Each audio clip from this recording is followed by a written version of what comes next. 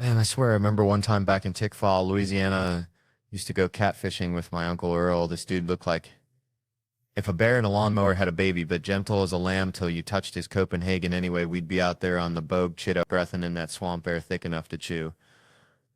And he always said, Theo, boy, sometimes the best way to catch a catfish ain't with no fancy bait. It's just acting real still, real calm, like a log floating downstream.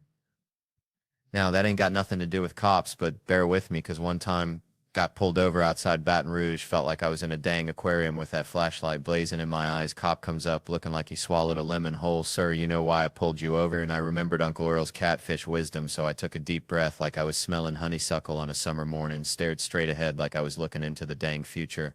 Let him ask again, sir, do you know why I pulled you over? And this is where it gets real. Tickfaw, real Uncle Earl. I put my finger to his lips, gentle as a butterfly landing on a magnolia. Shh, I said, like I was telling a baby robin to hush. Then I ain't even lying. Stroked his mustache, just a little tap, tap, tap, like playing a tiny piano on his face. And then, brother, I just eased on down the road, left him standing there looking like he'd just seen Bigfoot riding a uniskull. I'm telling you, sometimes treating a cop like a catfish is the dang answer. Now, I ain't saying it's legal, but I'm saying Uncle Earl would be proud, real proud. Man, growing up in the sticks, we had this dog, Biscuit, dumber than a box of hair, right? Would chase his tail till he puked, then lick it up. That kind of stupid. Reminds me of trying to sleep these days. Got this fancy ass pillow, cost more than my first car, and I'm still up at 3 a.m. counting imaginary sheep that are all doing the Macarena. Speaking of sheep, saw this dude the other day slumped over in public, sawing logs louder than a chainsaw convention, and I'm thinking, that son of a biscuit eater is getting better sleep than I've had in a decade. So naturally, my brain goes into full-on prank mode, like when me and my cousin Billy Bob tried to convince Mrs. Henderson that her cat could talk. Yeah, story. It involved a walkie-talkie and a very confused meow. And I'm plotting how to give this Sleeping Beauty a little wake-up call. I know, nothing mean, just a touch of country justice. I'm thinking, let's get a spotlight on him, real subtle. Like he's about to get abducted by aliens, or maybe sing him a lullaby, but like a death metal lullaby. Then my buddy Joe's over there, bless his heart, trying to figure out the light switches like he's defusing a bomb, and I'm over here praying nobody pulls a fast one, because Lord knows there's always one character who's about to pickpocket somebody. And I wanted to bust out the dang police lights, but, you know, the front rows get all defensive, and I didn't want him to try and leave. I mean, this guy was out cold. I'm hollering his name like I'm summoning a demon. Miguel, La Policia, and nothing, not a twitch. Which leads me to believe one of two things. Either he's a professional napper who could sleep through a hurricane, or he's actually dead, and I'm about to become a suspect in the most bizarre murder case since that time my Uncle Earl tried to poison a squirrel with moonshine. Maybe I should just leave him there, let him wake up and deal with the mystery like a modern-day Rip Van Winkle, only instead of a beard, he's got a serious case of drool. All right. Settle down, folks. Let me tell you something. Growing up in Tickfaw, Louisiana, we didn't have fancy stuff like, you know, indoor plumbing that worked all the time, but we had Mama's chickens, bless their pea-sized brains. And one time, this rooster, old Cluck Norris, he was meaner than a junkyard dog with a toothache. Anyway, Cluck Norris decided my head was prime pecking real estate, so I'm running, screaming like a banshee, and Mama's yelling, boy, you gotta assert dominance. Show him who's boss. Now, I ain't never been good at bossing nobody except maybe my goldfish, Bubba, rest his soul, so I figured, all right, I'll try it. I square up to Cluck Norris, puff out my chest like I'm trying to audition for a Chippendale show at the VFW, and yell, I'm the boss. Cluck Norris just stares at me, cocks his head, then bam, pecks me right in the dang eyeball, and I'm thinking, this is exactly how my dating life's been, right? You try to assert yourself, be all confident, and some rooster of a situation just comes along and pecks your eye out. It's like that comedian, what's his name, Sam Burrell? Heard he won some laughing skull thing. Bless his heart, sounds like something you'd find on a backwoods roadkill menu. Anyway, the point is, dating is a train wreck, I swear. Talking to this girl the other night, sipping my bourbon, and I ain't sharing, mind you, bourbon's like sunshine in a bottle. Only tastes like regret the next morning. She says, that'll put hair on your chest. And I'm thinking, dang, gotta make sure I ain't growing no unexpected fur before I get intimate. Like checking the oil in a beat-up Ford pickup, you just gotta know what you're working with, you know? It's a minefield out there, just like that time I kissed this girl at a party, hammered out of my gourd. She says she has a boyfriend, which is bad enough, but then hits me with the double rejection. Even if I didn't, I wouldn't be interested. Lord have mercy, it's like getting rejected from a job, and then the interviewer says, and you're also too ugly for this plant. Brutal, just brutal. But hey, my last girlfriend, bless her heart, she was on Ambien, so I never had to wear a condom, which is either a blessing or a sign. I got to invest in a hazmat suit, depending on how you look at it. See, it's like that dad on the elevator with the crying kids. Should have wore a condom, probably didn't pull out. Now he's at the parent-teacher conference getting lectured. Charlie's been misbehaving. He's just got to shrug and say, it's out of my hands, kind of like Cluck Norris pecking my eye. My own dad, met him 2 years ago, family-style restaurant. Ironic much. Should be broken family-style restaurants, right? You walk in, no waiter, just a note that says he left for cigarettes years ago, and for birthdays, instead of singing, they just whisper, we forgot, sorry, we'll make it up to you. And some random dude walks in and says, I don't even work here, I'm just banging the owner. It makes you wonder, you know? Never played catch with my dad, but we played an epic game of hide and seek. He's still hiding. I guess he's good at it. Saw a homeless couple sleeping in the street once. Sad, ain't it? But hey, at least he has a girlfriend. Hope he ain't hitting her, 'cause that ain't domestic violence. That's a street fight, and street fights, well, they ain't pretty. Dating someone now, I think. She stopped shaving her legs. That's how you know it's serious, right? It's like checking the tread on your tires before a long road trip. Gotta be prepared for anything. She asked me my fantasy the other night. I said, I want you to dress like a nurse and tell me I have health insurance. Yeah, pathetic, I know, but honest. The other night, things got wild. She said, fuck me like it's your job. So I started checking my email, seeing when I could clock out. She wasn't impressed. And let's be honest, I keep inside it's going way too long. Like texting my friend Dan, do you want to suck my penis? Only funny to me, and Dan, my girlfriend, not so much. Sent it to her by accident. Awkward Thanksgiving dinner, to say the least.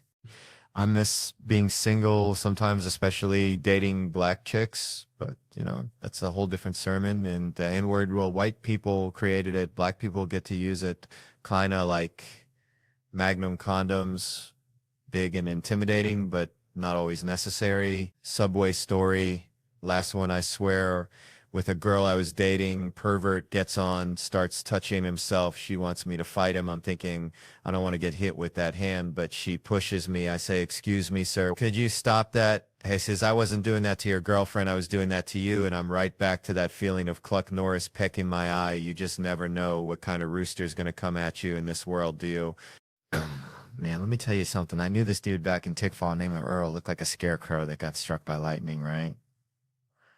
Earl had this Chihuahua, Pepe, meanest little ankle biter you ever did see. Wouldn't let nobody near Earl, not even Earl's own mama. Bless her heart. She tried to bring Earl a casserole once, and Pepe went straight for the jugular like a furry little piranha. Anyway, Earl used to say Pepe ain't mean, he just protective, just like how them black mamas get when their kids mess up. I'm a count to 3, boy. You be out of them woods. And you know they ain't playing, but then you got the white mamas, Lord have mercy, they get fed up too, but it's a different kind of fed up. It's like, I've had it up to here with your insubordination, get in the car, we're going for a ride down by the lake, and the kids are all excited, thinking it's a fun day. Little do they know, mama's got other plans. My own mama, she would never take us for a ride down by the lake, but she'd sure use that story as a threat, scare us straight, saying, y'all keep messing up, I'm gonna take your asses for a ride. And I'd be thinking, mama, you don't even have a car, you go and hitchhike us down there. It's like that Lavelle Crawford joke, good stuff, good stuff. Reminds me of the Mexican-American folks too. They got that same kind of love, that same kind of fire. They love flowers, they love music, they love white girls named Debbie, they love education, going to night school, taking Spanish and getting a B. They don't love getting up early, but they do it anyway, real slow like a turtle in molasses. They love their nanas and nonos and ninas and ninos, nano. But don't you dare call them beaters. Them old cars they drive, they'll kick you in the face faster than you can say Cheech and Chong. Call them beers, even though they drive real slow, goddamn slow. They don't like to be called Peter. You can dress them up, but you can't take them out. That's the truth, man. They name Chata and Sheila and Chima and little Chima and have a son-in-law named Jeff, and they don't like 'em movies where the dude has to wear contact lenses to make his blue eyes brown, 'cause don't make my brown eyes blue. Is it time for the race? They live in Los Angeles, San Diego, San Antonio, San Francisco, and now all over Canada. They just get cold up there. Mexican Americans have been here forever, and we're going to be here forever, and we only want what's fair. Mexican Americans, yeah, man, that's it for now. Thanks for joining us. Now the credits are going to roll. You don't have to stick around, but I do. There's my name. Woohoo, the 5th cameraman is hot. Okay, then I'm done. Can I go now? For crying out loud, what, mommy? It's over. Just like that time Earl's mama tried to give Pepe a treat, and he bit her so hard she needed stitches. Some things just ain't worth the casserole, you know.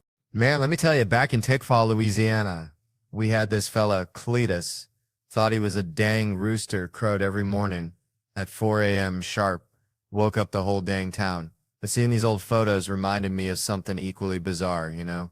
Like here I am looking all young and spry with Simon Rich and America Ferrera, writing these dirty sketches for SNL, practically living in that writer's room, fueled by stale coffee and desperation. It was like wrangling a greased pig at a church picnic.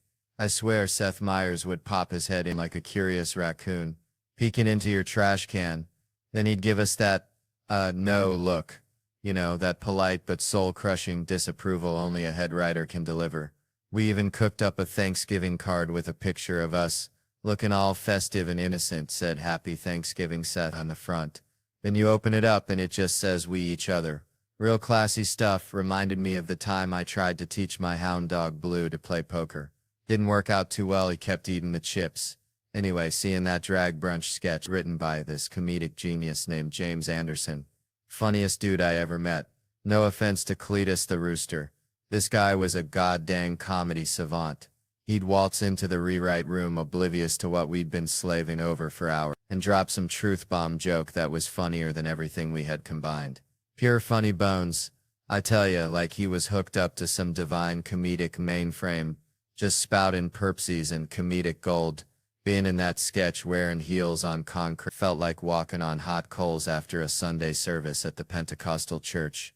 Shout out to the costume department though, they worked them heels low and stable, they judged based. So there's no tears in the hips cause you know, as a modern comedian I can't be falling. Gave me a whole new appreciation for drag queens. And for finally just saying come on, let's get a cab even if Uber's 4 minutes away. Made me feel like a calf just took its first dang steps. All wobbly and disoriented, you know, and Diner Lops, that sketch was like a fever dream. I had after eating too many crawfish etouffee back in Louisiana, wrote it in college when I was the head of writing. Imagine that, me, a responsible adultish human, leading a room full of writers. Who'd have thought it, but I was like, nah, I'm saving it, like holding on to a winning lottery ticket, waiting for the right moment. The host was supposed to be Galifianakis, but man, Keenan took that and elevated it. And Les Mis as a child. Oh lordy, I was in. It had drama, love, death, all the good stuff. And we turned it into a lobster's lament. How could you not? But now, people keep mistaking me for the Flash and I ain't saying I look like him, but they keep going. Oh, like, they halfway seeing it like I'm some kind of superhero disguised as a simple country comedian. But I ain't the Flash, I swear. I was at the dog park with my mutt. And this kid straight out of Central Casting comes up with that flash accent. And his grandma, she's giving me the stink eye, like I'm betraying her grandson's superhero fantasies. Then some fella comes up, says he's a fan of my stand-up right at that moment. Just perfect timing. And the grandma's face drops.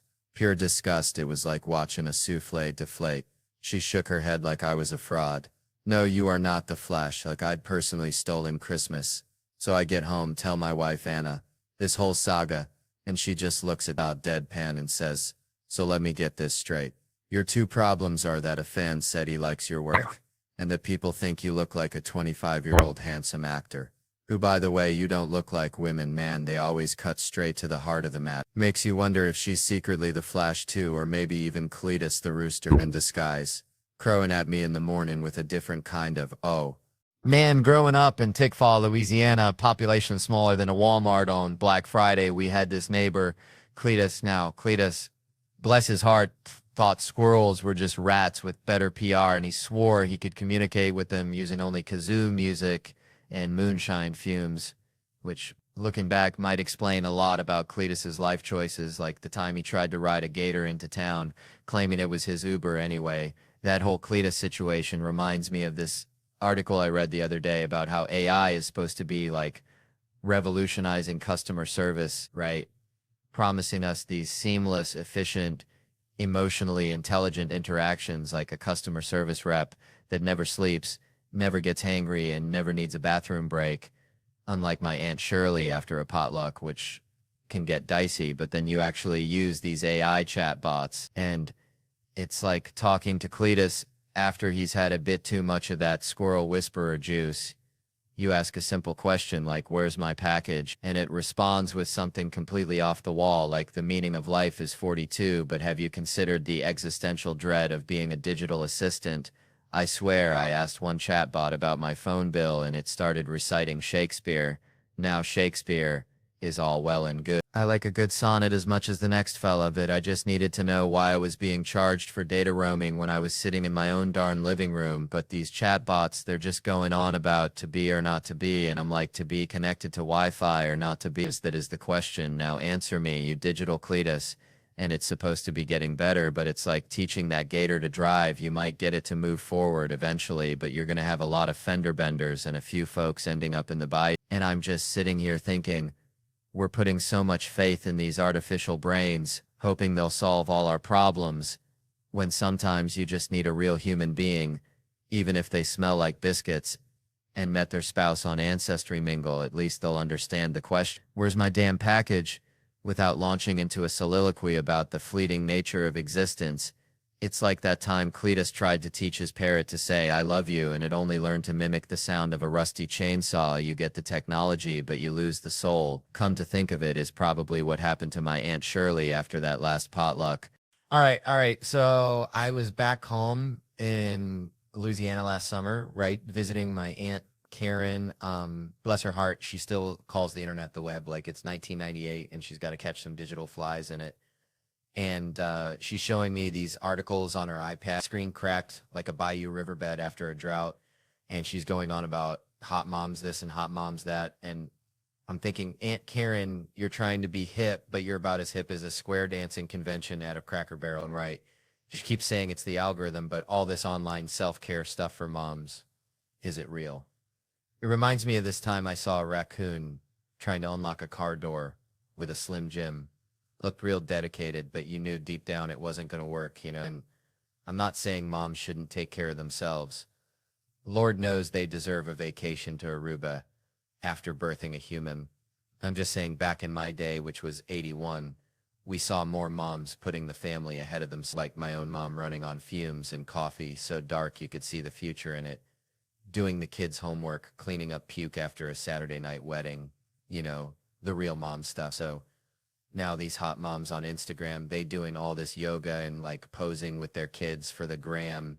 It's all shiny and perfect, but are they teaching them anything useful? Can they even change a tire or tell a squirrel from a chipmunk? It's like, I appreciate the dedication, but you remember that kid falling down videos on YouTube that used to be accidental, like pure unfiltered chaos. Now they staged like a damn Shakespeare play. You see that kid walking toward that hot stove and the parents got the camera out, ready to hit that record button. It's like, go on, touch it, learn from your mistakes. Anything for the clout, which is creepy, really creepy. Makes you wonder when the line of good parenting or just content gets crossed and it's a whole new world. So I guess all I'm saying is let's bring back the messy, imperfect, real mom moments. The ones that don't get likes but make all the difference. Now, if you excuse me, I'm going to go sign posters, kiss babies. Maybe learn how to unlock a car with a Slim Jim. Good night, y'all, and remember, stay weird. All right. Settle down, folks. Settle down. So growing up in Slaughter, Louisiana, you wouldn't believe the nicknames. I weren't exactly tall. See, more like compact. One dude, Cousin Earl, bless his heart, he'd yell across the Piggly Wiggly, hey, Theo, I can't believe it's that big. Referencing my personality, I guess. Wasn't the height, but the sheer force of will. You see? Like a chihuahua with a Napoleon complex. That's me. And it got me thinking, all this talk about height, it's bullcrap. Tall folks, bless their hearts, they just conversational advantages like them fancy, overpriced steaks that taste like cardboard. There ain't nothing else special about them. They ain't smarter. They ain't funnier. They sure as hell ain't tougher. I've seen a possum take down a Great Dane. Size ain't everything. People. My grandma used to say, little man, little woman, they the salt of the earth. And she knew she was barely 5 foot nothing. Could skin a deer faster than you can say sweet tea. So all you short kings and queens out there, rock that height or lack thereof. You're the real MVPs. Reminds me of this fella, DJ, can tie his, well, let's just say older gentlemen have some unique talents down there. But seriously, though, height aside, it's about what you bring to the table, not how high you can reach the shelf. It's like Kevin Hart. Love that little dude. He gets all the chicks despite his size. Oh, and party tricks. DJ can tie his balls into a knot. That is his party trick. Reminds me of Santa coming down the chimney. Am I right? Mm. Anyways, it all comes down to this. The world's obsessed with superficial stuff. Height, breath, snore, fart. It is always about that. But it's the inside, what kind of heart you got. You feel me? Like this one dude said, the iguana picking up a worm. Who am I compared to that iguana? And I'm up here thinking about Honky Pete as Jumanji League superheroes. It's bonkers. You rather never have sex again, or every time you do, you scream Jumanji. Jesus Christ. My point is, don't go trying to be something you ain't. Own your weirdness. Embrace your flaws, because at the end of the day, that's what makes you, you. Whether you are Black Adam or Honky Pete, embrace it. Life's too short to be anything but a little snack size. Denzel, just ask Wayne Johnson with women thighs. And if anybody gives you grief about your height, just tell them to kiss your, well, you know. Just let your little light shine, y'all. Let it shine. And if they still give you trouble, tell them Theo Von sent you, and I'll sick Cousin Earl on him. He may be short, but he's got a big heart and a, well, you know. Anyways, I'm done. I'm going to get some nutty butter and tea with the queen, y'all. See you later, alligator. All right. All right. Settle down, y'all. Let me tell you something. Used to have this chihuahua back home, okay? Little fella named Napoleon. Thought he was a Rottweiler, I swear. Hated baths. Hated him worse than I hate lima beans, which is saying something because I think lima beans were invented by the devil himself. Anyways, reminded me of Kevin because remember when Kevin wasn't famous? Shoot. He'd show up smelling like a gym sock and a dreamsicle. You know, at least twice a week he would shower back then. Now it's all cologne, like he's trying to fumigate a whole damn city block or something. Got that cloud around him like Pigpen from Peanuts. They call it something else back in Louisiana, but I ain't saying it.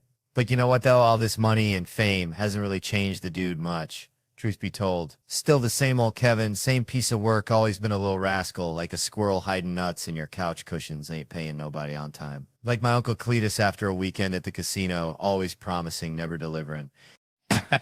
That's why they doing the intervention, need money. And people think I'm just laying around my pool all day, sipping sweet tea and getting a tan, like I'm living the life of Riley. But I'm grinding, man. I'm hustling. Got to go to radio stations, TV stations. Sometimes I got to get on the phone and cuss someone out. And it's costing me, man. I pay way too many people. I'm about to cut this whole damn thing off and build a bunker. But then, you know, they reel you back in, tell you they need you. Like Aramora needs a shark. So here's a question, though, and this is a real one. Who's the funniest out of this crew besides yours truly, of course? I'd say you're funny, man, because you seem smart, and smarter folks are funny in my book. It's about time someone give me a little credit. Praise the Lord, truth finally comes out. But him. Yeah. Dude's quiet. Got to watch out for the quiet ones. They're like a possum playing dead. You never know when they're going to strike. Nah, man, I'm the creepiest, always have been. Anyway, Comedy Central, Netflix, you know the deal. Got to plug the stuff. Y'all been a good crowd, evened out the balance of my show, met my black people quota for the year. But remember Kevin and the other black guys? We bleed it. Anyway, you can see us on tour at Kevin Hart Nation. Joey, what's up, man? And hey, since we're at the end of this thing, I'm going to go walk up this staircase on my set that I've never walked up before. Hit that subscribe button for more of this nonsense, y'all. And remember, always check behind you. You never know what kind of craziness is lurking around the corner. It's probably a chihuahua named Napoleon or Kevin Hart or something equally terrifying. All right, so let me tell y'all something. Right back in Louisiana, we had this one rooster, okay? Real mean fella. Name him Dr. Phil, because he'd peck at you and then act like he was giving you advice. He didn't ask for, you know. Anyway, reminds me, I went to the doctor the other day just for a checkup, figuring I'd get the usual, you're fine, except maybe lay off the boudin. But this ain't no regular doctor. This dude's like if Dr. Phil, the rooster went to medical school and failed out, but they still gave him a lab coat. And I'm talking, walked in, didn't say howdy, didn't say bless your heart, just pointed at my head and says, you want something for that hair? Like I'm growing a chia pet on my scalp that nobody told me was dying. Then slams my chart open, makes this whoosh sound like he just opened the gates of hell and goes, wow, like I just confessed to eating a whole family-sized bag of Doritos in one sit-in, which, all right, maybe I did, but that's between me and the good Lord. Then he's all 200 Not exactly weight loss, like I'm trying out for the goddamn Olympics of skinny. I mean, I'm a huggable fella. All right. So then he starts on my blood work, says my muscle enzymes are through the roof. And I'm thinking, hell yeah, I'm strong as a gator wrestling a pickup truck, but he tells me that's bad. Only explanations are Olympic athlete or a cocaine addict. Now, I ain't never touched the devil's dandruff, but this fella looks at me like I'm Tony Montana in overalls. And when the nurse chimes in suggesting marathons, he just looks at me up and down like I'm a busted lawnmower, no sympathy. I swear I felt like a prize pig at the state fair, just waiting to get judged. Then out of nowhere, he asks if I'm married, and when I say yes, he's all to a guy. Like I gotta explain my love life to this dude poking and prodding at me, writes gay. On my chart, I mean, what in the sweet tea hell is going on? My wife asked if I'll go back. I said absolutely. He's the funniest doctor I've ever met. I mean, I just have to go back and show him my real muscle, the one that opens a jar of pickles after 3 days in the fridge. All right, so I was at this Waffle House down in Tickfaw, Louisiana, right? Place smells like regret and burnt coffee. You know the vibe. And this lady, bless her heart, she orders the most expensive thing on the menu. It's like a lobster omelet with a side of gold flakes or something. I don't know, something ridiculous. And I'm thinking, man, this is Waffle House, not the goddamn Ritz. It's like bringing a Ferrari to a monster truck rally. Reminds me of this one time my cousin Earl tried to impress this girl by taking her to the fanciest burger joint in Ponchatoula. Spent his whole paycheck, and she ended up leaving with the dude driving a tractor. Turns out she was into that farm to table lifestyle, literally. And, you know, these waiters, they got to give you that little head nod that, are you sure you can afford this look, like they're protecting your bank account from yourself? Which got me thinking about women complaining about relationships. Always picking the wrong dudes. It's like ordering a steak and lobster when you know you're on a damn McDonald's budget, you know? If you keep attracting ain't shit dudes, maybe, just maybe, there's something about your pussy that's broadcasting easy signal, like a moth to a busted-ass porch light. It's time to take some responsibility, ladies, because no one want to hear complaints about this. It just feels like Michael Jackson being poor. You know, imagine MJ growing up in the projects, him and Tito riding around in a Cadillac looking for bad girls, Michael's on crack, and now suddenly get that the police, they didn't protect the black people, which it feels like an old Timex commercial for them, but it is all right if the brother gets paid like Ike Turner did as the king of the Wolverbeater before O.J. Simpson taking that crown. But when O.J. was innocent in the eyes of Johnny Cochran, those white people who couldn't sleep because of the verdict, it's like black people getting insomnia since the slavery. Now you hear something like that, you just want to yell out, fuck the police, while driving 300 miles an hour in a Volkswagen because Lorena Bobbitt cutting off her husband's member, driving down the freeway and throwing it out the window is justice too, and with the LA Police Department searching for OJ. Simpson, you're thinking it is the justice system that is not working. It's all connected, man, like dominoes falling after a crawfish boil. Man, I swear, growing up in Louisiana, you know, we had this one dude, Cletus, looked like a thumb with a mullet, always trying to sell me fireworks he found behind the Piggly Wiggly, and it reminds me of trying to do comedy in Brooklyn, you know? I did a black room, right? Thought I was woke, wasn't going to do the white guy thing, you know, be myself. Lasted 3 minutes, man. 3 minutes before I was bombing worse than a flock of pigeons in a park fountain. Someone told me I had to go in there severely autistic or talk about Pokemon. Like, what the heck is that? Because apparently black people love Japanese cartoons like more than a possum loves roadkill. Didn't know that. Had zero clue. Thought they were busy building pyramids or something. Speaking of clueless, remind me of prison. It's so wild in there, man. Can I just visit people in prison and tell them I love Japanese cartoons?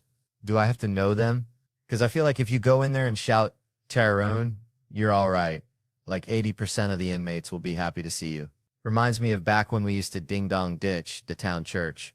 Man, I remember growing up back in Louisiana, we had this neighbor, Cletus. Bless his heart. He thought he was a professional frog giggler. I swear wore camo overalls every Ben day, even to church, which, you know, kind of makes sense because you're already halfway dressed for baptism, right? Anyway. Cletus was always going on about the greatest fears of frogs, like they were sitting around a lily pad confessional booth, spilling their guts.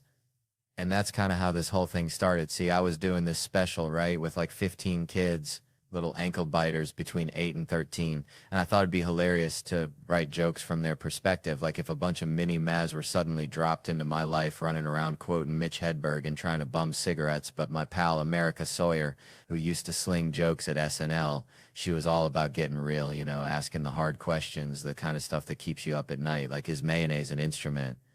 Or why does the alphabet have to be in that order? So we figured, let's ask these kids what they're afraid of, expecting the usual boogeyman, maybe a rogue Tickle Me Elmo incident.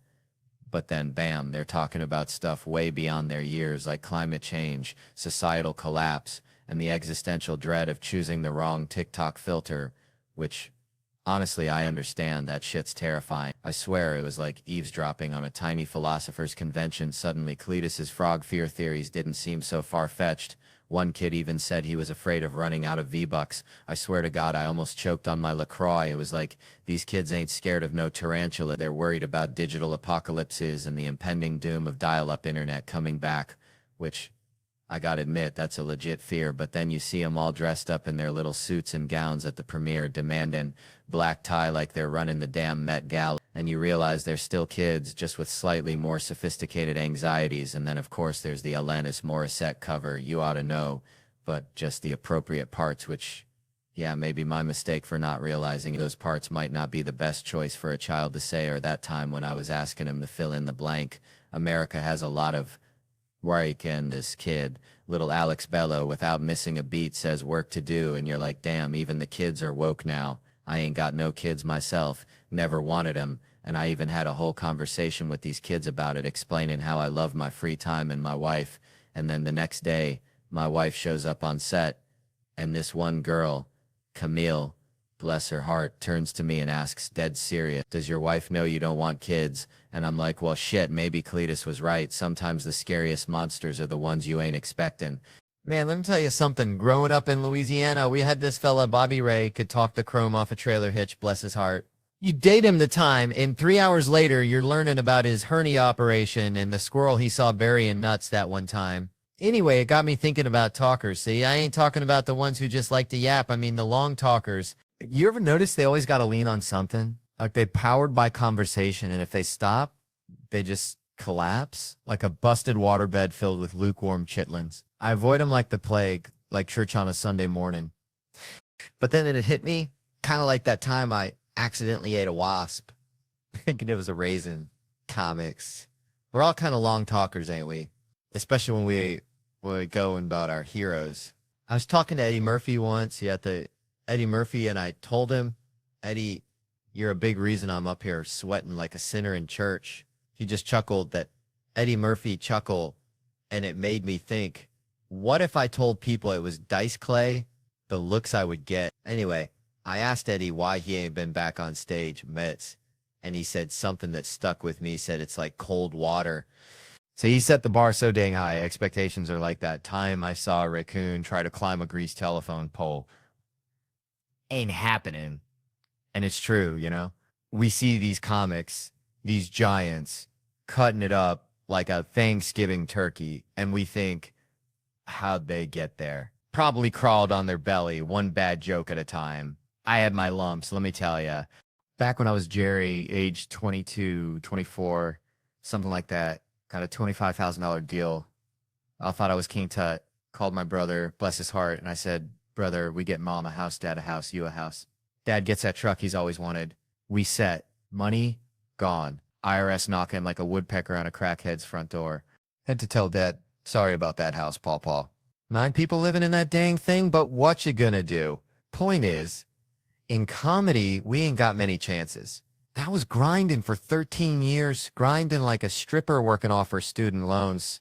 In the last 4 or 5, been on the upswing. Reminds me of that musical, Little Shop of Horrors. TV's kind of like that plant, ain't it? One of us is getting eaten. Either you eat the box or the box eats you. That show was getting hungry, had to bounce. But, you know, that conversation with Eddie, good as it was, reminds me of the best conversation I ever had. It was with my dad ending to me why you had to do drugs. Said everybody was doing it, son. Your Aunt Brenda, your Uncle Earl, hearing him say that, seeing that truth in his eyes, that was something else. It was like watching a caterpillar turn into a rusty butterfly, a reminder that even in the darkest corners, there's a twisted kind of beauty, like a possum wearing a tiny hat. Man, reminds me of when I was a kid back in Louisiana. I used to trap muskrats with my cousin, Bobby Lee. He always had the craziest ideas. Like one time he thought he could train him to fetch beer from the fridge. Didn't work out, but it always felt like we were Chip and Dale, just trying to survive in the swamp, you know? Speaking of Chip and Dale, that reminds me of bathrooms. And I gotta tell you, I had a toilet flush in my house yesterday. Sounded like someone was singing happy birthday. I swear I thought a ghost was throwing a party in the pipes. It was spooky, I tell you, but not as spooky as having to tell your date that the only way out of the bathroom is through the... Well, you get the picture, right? It's like that scene in Rescue Rangers where they gotta go down the toilet. Live a little, they say, and you know, sometimes life's like that. You gotta just jump in the porcelain. Metaphorically speaking, of course, like how Disney's premiere is next door and they're inviting everyone. Which is just like Bobby Lee inviting all the raccoons to our crawfish boil. Utter chaos. Anyway, Chip and Dale Rescue Rangers, Disney Plus, Friday, no theaters. Which is a real shame, because imagine watching that on the big screen. Feels a little like watching it in a bathroom. Kinda immersive, right? But hey, at least Cheryl Hines is gonna be there. Probably not in a toilet though. But hey, at least it's not in theaters, because you know what that means? I don't have to take off my house shoes. Now ain't that something? All right. So check this out. Reminds me of my cousin Billy Ray. Bless his heart. Used to say just turned sweet 16 about his prize-winning hog at the county fair. Now Billy Ray, he wasn't the sharpest tool in the shed. Kind of like this fella right here, mentioning the girl's age, like it's a limited time offer at Arby's, which brings me to this whole age thing in life. How everyone's always got an expiration date slapped on him, especially in this business. You get past 30 and suddenly you're antique furniture. Got to dust yourself off before every gig, you know? Like I was talking to my buddy Earl the other day. Earl swears he's Benjamin Buttoning. Getting younger every year, says he started using this snake oil from a traveling salesman. Smells like old gym socks and regret, but Earl, he's convinced it's the fountain of youth, which is probably what this young fella thinks he's got with the fresh out the oven girlfriend. Forgetting that life's a microwave, and sooner or later, everything gets reheated and ends up tasting kind of rubbery, just like Earl's snake oil. Promise, honestly, probably most of our dating lives. All ending up with us wondering if maybe we should have just stuck with the hog at the county fair.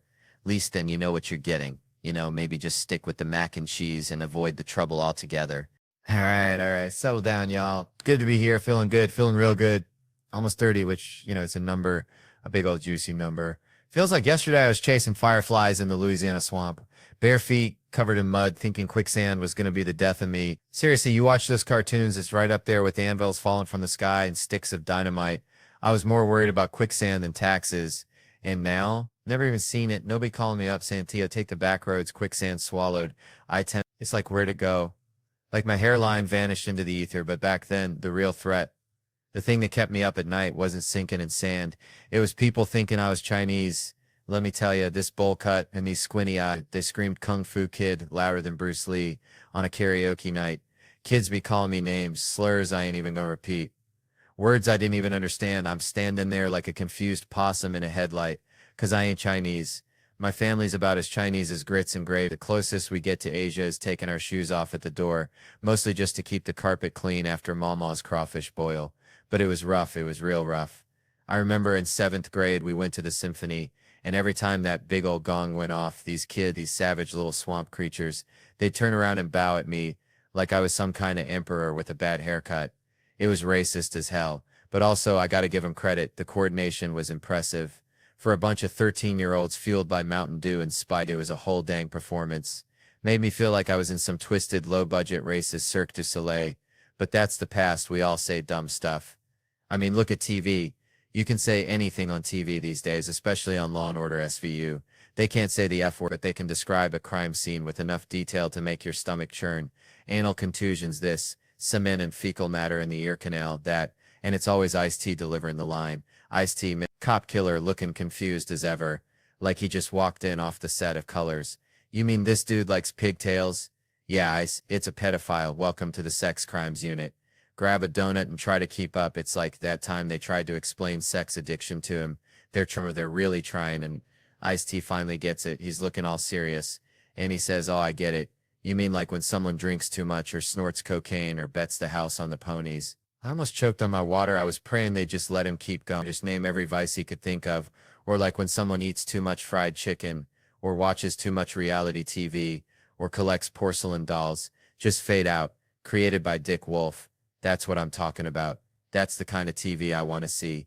So yeah, almost 30. Seen something, called some names, dodged the quicksand. Maybe it's time to start collecting porcelain dolls. Or maybe just keep watching Ice-T solve crimes. Either way, it's going to be one hell of a ride. Just try not to bet the house on the ponies, you know. Man, growing up in Louisiana, we had this neighbor, Mr. Thibodeau, smelled like catfish and regret. Always said, Theo, son, sometimes it pays to do a damn fool. And I never understood it till I saw my buddy Earl get fired from Bubba's Bait and Beer. See, Earl thought he was slick, thought he was a swamp ninja, kept tasting the inventory, for quality control like he was sommelier or Bud Light. But Bubba, he ain't no dummy. Bubba's got eyes like a hawk and a heart full of diesel, so Bubba calls Earl in and says, Earl, you've been lubricating your tonsils a little too liberally, ain't you?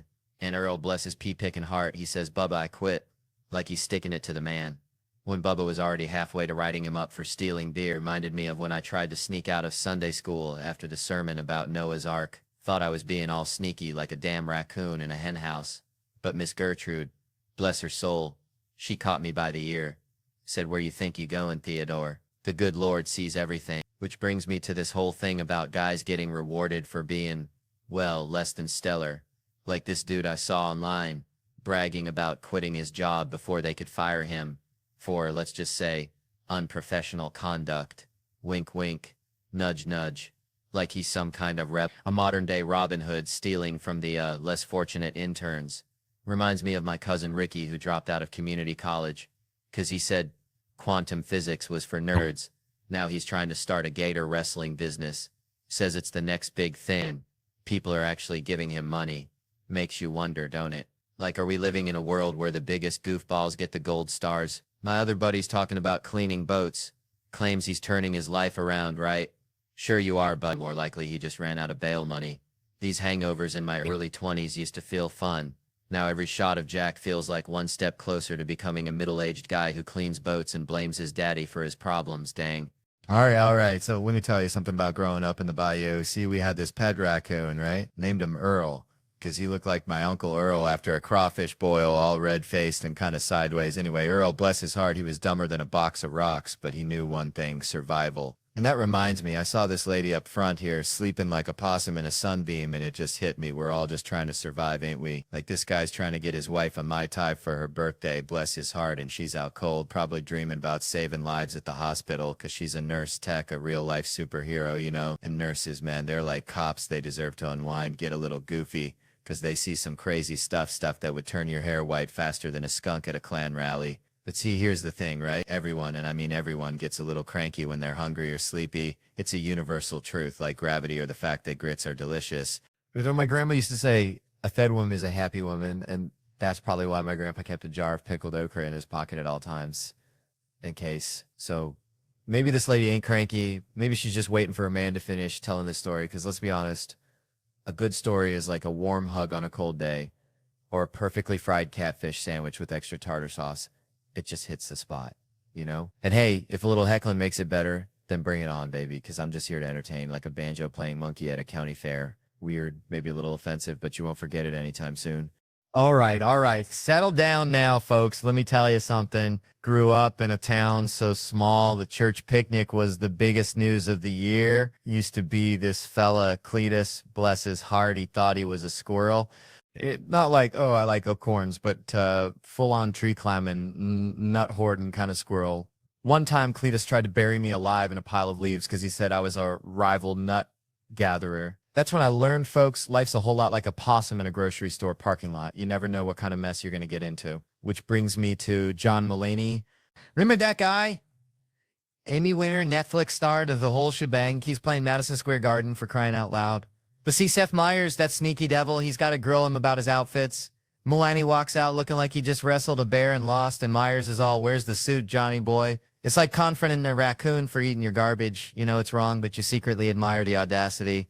But apparently some folks intervened on Mulaney a while back, said his life was spiraling. So I ain't one to judge. Everyone's got their own brand of crazy, but just seems a tad extreme to critique a man's fashion sense while he's, dealing with stuff. Myers wants him in a suit, says he looks like he raided the Gap after a bad date. It's like saying a dog wearing pants is civilized, but it's still gonna sniff your crotch, ain't it? Mulaney's like, fine, I'll put on a suit, but you ain't taking me to no fancy tailor. He figures Myers should have had a car waiting, ready to whisk him away for a 2-month fitting. Imagine that, Mulaney, trapped in a tailor shop, surrounded by pins and fabrics like a hummingbird in a butterfly net. Then Myers starts miking the jacket real serious, like reminiscing about that talk show he co-hosted where apparently they were Saris in bad dress, and that's, man.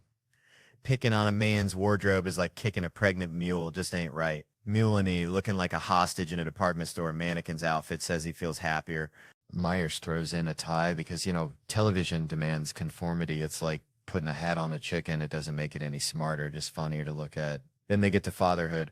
Mulaney's got a 7-month-old Malcolm, apparently a connoisseur of self-inflicted selfie videos. He also claims the kid got him gifts for Father's Day, and that Malcolm insisted he wears a damn suit to 30 Rock. Kids these days are getting bossy.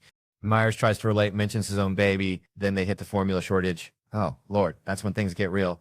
Mulaney, channeling his inner drug dealer, admits his old instincts kicked in. Fake driver's licenses, Mr. Mustache disguise pretending to be an old Vietnamese lady, all for baby Fago. It's like watching a penguin try to climb a ladder, it's not going to work, but you can't help but admire the effort. And the Amazon stuff, shady as it is, as car salesman's handshake. Mulaney actually tasted the formula to make sure it was the real deal. Now that, folks, that's dedication. It's the kind of parenting that makes you wonder what's next. Maybe teaching the kid how to hotwire a car to get to the diaper aisle faster. It just goes to show whether you're wrestling bears, getting fashion advice from Seth Meyers, or navigating the baby formula black market. Life's a wild ride, and sometimes all you can do is dip your finger in and hope it's the real enzyme, you know what I'm saying? All right, folks, let me tell you about something I saw back home in Louisiana. This old fella, Cletus, bless his heart, he thought camouflage made him invisible, wore it at the grocery store. The bank even wore it to his own dang divorce hearing, claimed his wife couldn't see him to serve the papers. Judge wasn't buying it, looked at him like he was a squirrel trying to pay for nuts with bottle caps. But anyway, it reminded me of something way bigger, something on the news. See, it's like this whole China, Taiwan, Australia, America shebang. It's like Cletus trying to hide in plain sight, thinking nobody notices him stuffing crawfish down his overalls at the Piggly Wiggly, but really everybody's just politely pretending not to see. So this Taiwan thing, right? Everyone's all puffed up with their chests out, and I'm just, hang on a second, are we even going to know who we're fighting anymore? I mean, you see how many folks are rocking those free Hong Kong shirts with the same kind of confused look I get when I try to assemble IKEA furniture. It's like trying to tell the difference between a possum and a raccoon in the dark. Both got pointy noses and beady eyes, and you probably don't want to mess with either one, We're going to need some kind of system. Some kind of, I don't know, secret handshake, maybe a password like the crawfish boil is at Aunt Mildred's, and if they answer bring the boudin, then we know they're on our side otherwise. Well, it's going to be a real dang cluster, like trying to herd cats through a car wash, I'm telling you. And don't even get me started on the accent thing. I mean, I can barely understand my own mama when she's talking about the gizzard she found at the butcher shop. How am I supposed to decipher Mandarin, Taiwan, or whatever else they're speaking over there while the missiles are flying? So I'm just saying we need a plan, a real down-home common sense plan. Maybe we just give everyone a breathalyzer, whoever blows the highest wins, or maybe, just maybe, we all just sit down, share a plate of fried okra, and figure out how to avoid this whole mess in the first place, because war, folks, is like a hangover after a crawfish boil. Nobody really wins, and everyone ends up regretting something they did. All right, so I was down in Loringer, Louisiana, see, back when the only thing hotter than the humidity was my aunt Shirley's perm after bingo night. And I swear we had this neighbor, Earl, who claimed he could talk to squirrels, like full-on conversations. And Earl, bless his heart, he ran a boat cleaning business, but only in Tampa, Florida, because he said the squirrels there gave him the best business leads, which, now that I think about it, might be as believable as cleaning boats in Tampa, but hey, at least it ain't as crazy as my buddy over here selling serial killer tour maps. Like, here's where Dahmer got his dry cleaning done. Real dark tourist stuff, Speaking of dark, my other buddy here reminds me of Gerard Depardieu. Like, the man could be wrestling a bear while eating a wheel of brie, just living life to the fullest. Which brings me to the point. See, if these two fellas were going to get their lives told in a movie, it'd be like casting Zac Efron as one of them, all chiseled and ready to rise, and Ethan Suplee as the other, kind of mirroring their style, yeah. Now back when Ethan Suplee was still in his prime, before all the weight loss, before he could show off his shoulders on Baywatch. And let me tell you, These boys here, their lives, it's like a breakfast of champions. All right. More like coffee, burger, powerlifting, pizza, coffee, chicken wings, and podcasts, Italian food and edibles, and never-ending edible sleep, a breakfast sandwich versus an Italian turkey with extra meat, like spicy Italian at Subway, but with turkey and ham. You know, put these fellas in a horror movie, it'd be all suck and stick or scream and run. But honestly, they do the opposite of what they're told, screaming as loud as possible, running like hell until it starts attacking and the other one is there. You know what? That's how it would go, I promise. If we raided their fridge right now, we'd find mayo, Kool-Aid, and Diet Coke, pizza, beer, and Diet Coke, a whole damn ecosystem of questionable choices. And who'd be the first to take a sip? Definitely me. I'd be like, there's got to be some alcohol in this, right? Hey, have you had a drink? Let me drink your piss. I hope you learned something about the power of friendship, because we sure did. And you can find my wilderness antics on Netflix. The Cabin. All right, so next time you and your friends are in the woods just trying to chill, remember, if you happen across a bunch of pissed off squirrels, there is definitely an Earl nearby. All right, settle down, y'all. Let me tell you something. Reminds me of the time my cousin, Skeeter, tried to train a squirrel to water ski on Lake Pontchartrain. Real deal. Skeeter was convinced he could make this squirrel a star, had this whole contraption rigged up with toothpicks and a tiny styrofoam board looking like something out of Honey, I Shrunk the Kids. Now, Skeeter, bless his heart, ain't exactly men's material, more like a box of rocks with a mullet, but he's got this unwavering belief in the absurd, you know? Anyway, this squirrel named Nutsy, by the way, because Skeeter ain't exactly creative either, just kept swimming back to shore, looking at Skeeter like he was speaking Martian. Skeeter got frustrated, started yelling at the squirrel, "Hold on tight, Nutsy, you gotta commit." Made me think about these comedians getting booed off stage, feeling like that squirrel just wanted out of there, looking at the crowd like y'all speaking Martian or something. See, there's something primal about stand-up. It's like bare-knuckle fighting with words. You gotta walk out there naked as a jaybird and tell a room full of strangers that you're funnier than they are. All right. Settle down, folks. You're looking good tonight. Real good. Reminds me of my cousin Skeeter's prize-winning hog, Mabel, all dressed up for the county fair, shiny, expectant eyes, just hoping for a blue ribbon. Speaking of ribbons, I was helping my grandma, bless her heart, tie up her tomato plants last summer, and she says, "Theo, life's like a tomato plant.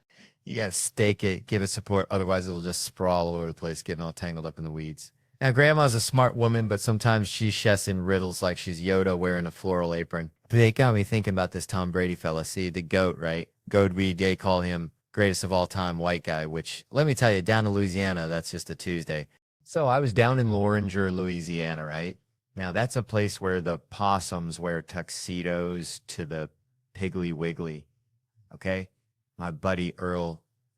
Earl's got this cousin, Cletus, who runs an escape room at his double wide, only it weren't no mall kind of thing. See, it's more like if Deliverance met Home Alone after a case of Natty Light. Anyway, Cletus gets this idea from watching one of those police shows. All of a sudden, he is an expert, so he has to start his own business. He is also so big-headed, and that is where the problems begins.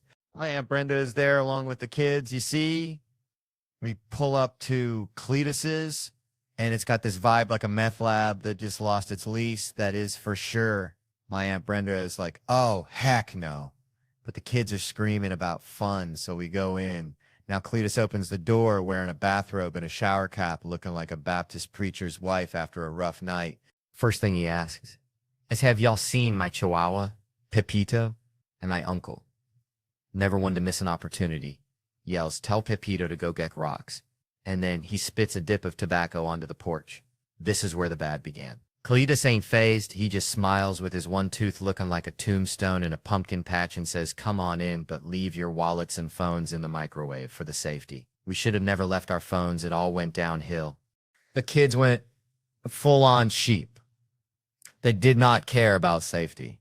Now, Cletus then starts explaining the rules in a low voice like he is about to sell drugs in the middle of the sate. My uncle is all over him, asking about Cletus's mother and why she ain't around. My Aunt Brenda is yelling, and I swear it was like watching a squirrel try to parallel park in the middle of the interstate, chaotic but entertaining. Then came the mother's room part, and that's where it got weird, like a banjo solo at a funeral. Weird. Now, Cletus says we got to leave our car keys, our L phones, our wallets, everything on the counter, which should have been our first clue to just leave. We were all standing there quiet, and my uncle said, "Did you hear me, Pepito? Go kick rocks." That is when Cletus said, "The rules are the rules. It is the escape room." So we all dumbly followed Cletus into the room. And the moment the door slammed shut behind us, it hit me. No waivers, no contact information, just a sketchy guy and a locked door. It was the type of feeling when you accidentally drop a hot dog on the floor in the middle of a church event. Right then, I knew that Cletus had no clue what was going on. My uncle, he says, "Well, I reckon we're going to be working in a possum farm in Oklahoma by sundown," before he starts yelling, "Pepito, kick rocks." Because heck, at that point, a possum farm seemed to that reasonable career choice compared to what Cletus might have had in store. I just know this is where the problem begins. Then my aunt yells, "Why did we come? I am out," which she said was the punchline to the whole thing. So, I was talking to my buddy Earl the other day. Earl's got this pet raccoon named Stinky. Swears it can predict the weather anyhow. We were jawing about comedians, right? Like, who'd be good to run for something, anything really, maybe even head of the homeowners association. The names they threw out: bless their cotton socks, John Stewart, sure. Makes sense, smart fella. Always got something to say. But then, bam, Bill Cosby out of left field. I mean, dang it, it's like suggesting your grandma for an MMA fight. Said something like, "Get him out of jail." Which, last I checked, Cosby's either too old or they already let him out. Maybe he's touring retirement homes with a Jell-O pudding show, who knows. I even saw Cosby do stand-up at a Jon Stewart benefit thing once. Wounded Warrior Project, before the whole pudding pop parade went south. And let me tell you, that act was darker than a black bear's armpit on a moonless less. I'm talking deep, unsettling. You're waiting for the punchline, but it just keeps getting more existential, like watching a squirrel try to bury a nut in concrete. Now, I ain't remember the specifics, something about cough syrup and airplane food, or maybe it was the other way around. It was before the accusations, like ancient history, so we were all kind of, "Sure, Bill, knock yourself out," thinking it was just regular old comedy, but now, looking back, that performance was a straight-up cry for help disguised as a Jell-O joke. And that's the thing about comedy, ain't it? It's like a canary in a coal mine. You can sense when someone's in a dark place. Kind of like Earl's raccoon Stinky when it starts hiding all the shiny objects. Right before a tornado, just a little unsettling feeling deep down in your gut that something's about to go sideways. Man, I swear to God, reminds me of Uncle Hank back in Louisiana. Used to wear a tinfoil hat, said the government was listening through his fillings. Now this fella right here, he's like Uncle Hank, but instead of the government, it's me. Just me and my jokes, right? He's heckling me all night, quieter than a mouse pissing on cotton, front row seat, just for me. Every joke lands flatter than a pancake in a microwave, and he's whispering, "You suck, Theo, you're worse than day-old gas station sushi," and I'm trying to ignore him like a mosquito at a nudist colony. But eventually the dam bursts, I snap like a Slim Jim in a freezer, and I tell him, "Buddy, you're about as useful as a screen door on a submarine." And the whole back of the room, they didn't hear a damn thing. They're all like, "Whoa, Theo, what's gotten into you?" They're siding with him. This dude who looks like he dresses exclusively from the Lost and Found at a bowling alley, and he's just eating it up, smiling like a possum eating a sweet potato. So I lay into him. I dissect him like a frog in a high school science class, and finally I get something about his haircut, looking like a Lego man after a car accident, and that's it. He's had enough. He storms the stage. This is where it gets good. I'm up on a riser, feeling like friggin' Gandalf holding back the Balrog. He's climbing the stairs, and I give him the nod. The international sign for "you shall not pass," and finally a bouncer shows up, looks like a retired rodeo clown, and escorts him out. Turns out, this dude was dressed head to toe in Star Wars gear from Comic-Con, so naturally I called him a virgin, and that's what finally pushed him over the edge. Which, I gotta say, maybe I went too far, but hey, sometimes the truth hurts more than a paper cut on your eyeball. Man, bikes, I don't know why, but sometimes I get these little verbal hiccups, not like Tourette's. I always thought that'd be kind of wild, just yelling out random stuff. Imagine the conversations, but nah, it's just bikes. Plain old bikes. Just pops into my head like a bad country song, stuck on repeat, playing in the honky tonk of my brain over and over. probably millions of times by now. But see, it all comes back to this one show, Scared Straight. You ever catch that train wreck? Pure gold. Let me tell you, they grab these little hellions, middle and high schoolers, the ones who think detention is a 5-star resort, and they toss them into the slammer for a day, hoping a little taste of the big house will straighten their twisted little minds. Like a backwoods chiropractor, but hold on to your britches. 'Cause there's this one episode aired back in '99, uncensored, which is just straight up bananas. And instead of your run-of-the-mill county jail, they ship these little demons off to a maximum security penitentiary where the inmates just verbally unleash hell on these kids, turning them into weepy little puddles, and it's the darn funniest thing I've ever seen. Now don't go feeling too sorry for 'em. These ain't your average spitball shooting choir boys. These are kids who think shanks are just fancy toothpicks. Tough little bastards, walking in with all the swagger of a rooster in a hen house. Like, what's up? I ain't scared, but then comes crazy Chris, face looking like a roadmap of bad decisions.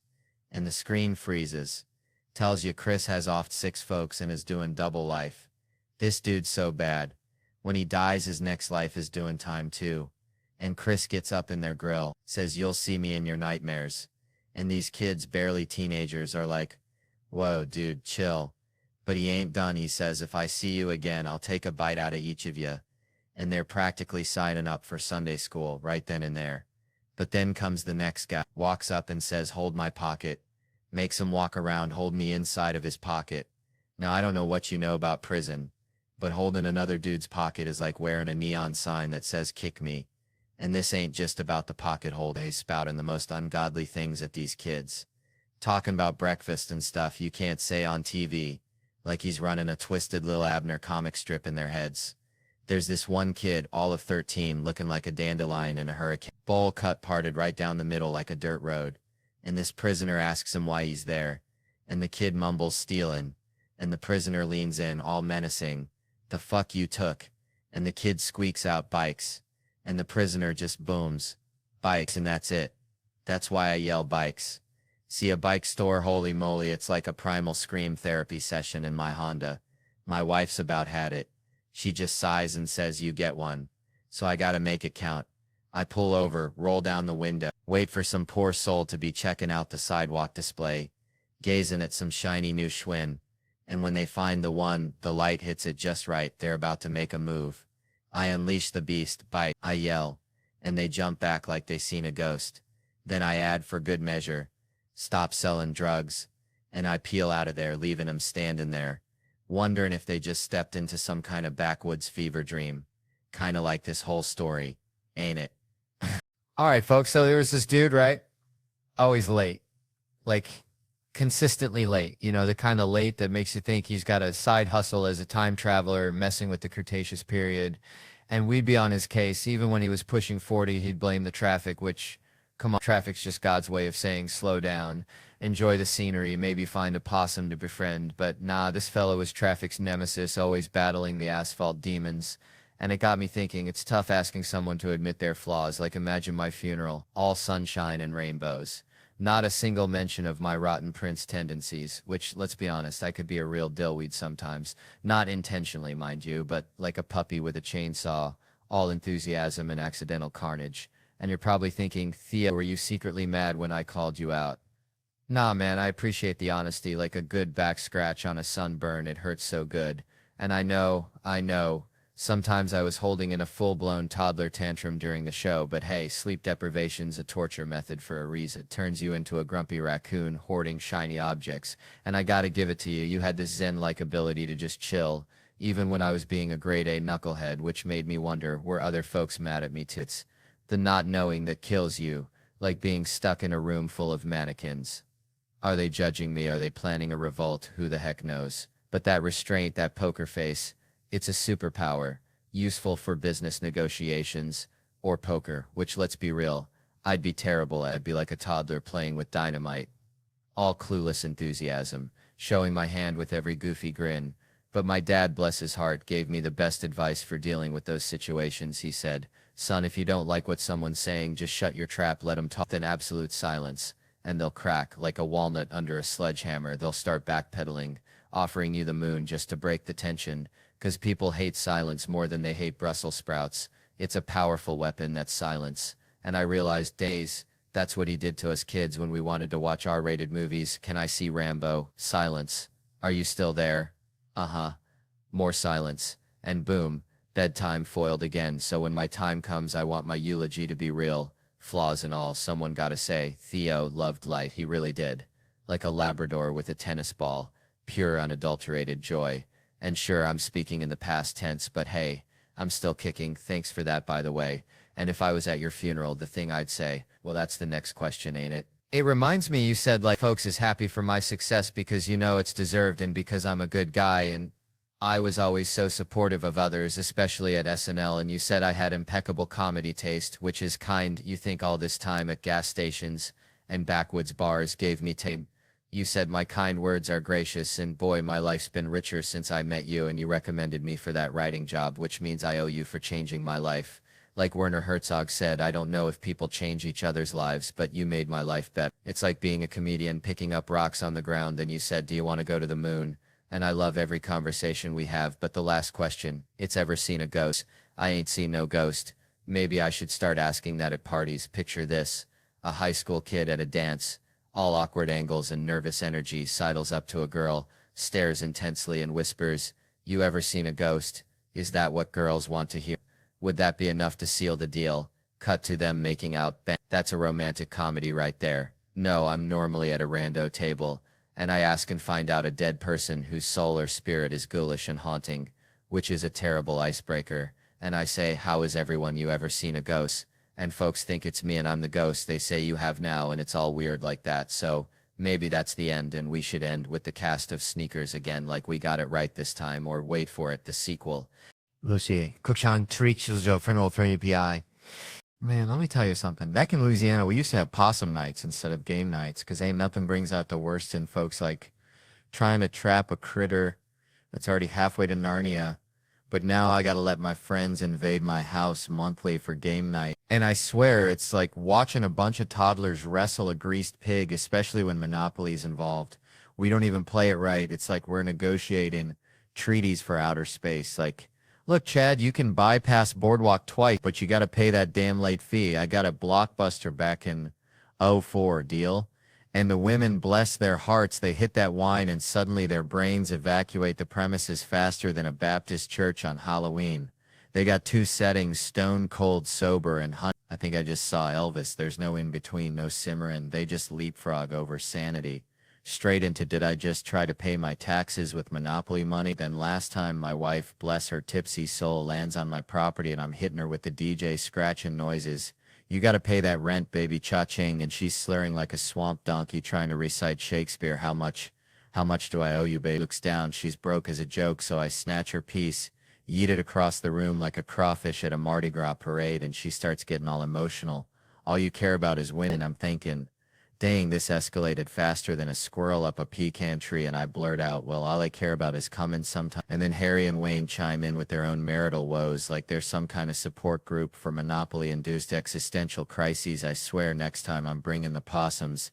Yeah, all right. So there I was back in Louisiana, probably chasing a squirrel or something, you know, just living that bayou life. And I overhear this gal telling a story all hushed like about some fella, right? She's saying he's yelling. She's saying she don't know how he feels. Typical Tuesday, but then bam, she's changing the subject, asking him questions, trying to be all empathetic. See, now I'm sitting there 6 beers deep thinking this is just another sob story, you know, like when my Uncle Earl lost his dentures in the crawfish pond. Sad, but you move on. But then this lady drops a bomb. The fella only got one leg, y'all. That's like trying to ride a unicycle in a hurricane. It just ain't gonna happen smooth. And that's when it hits me.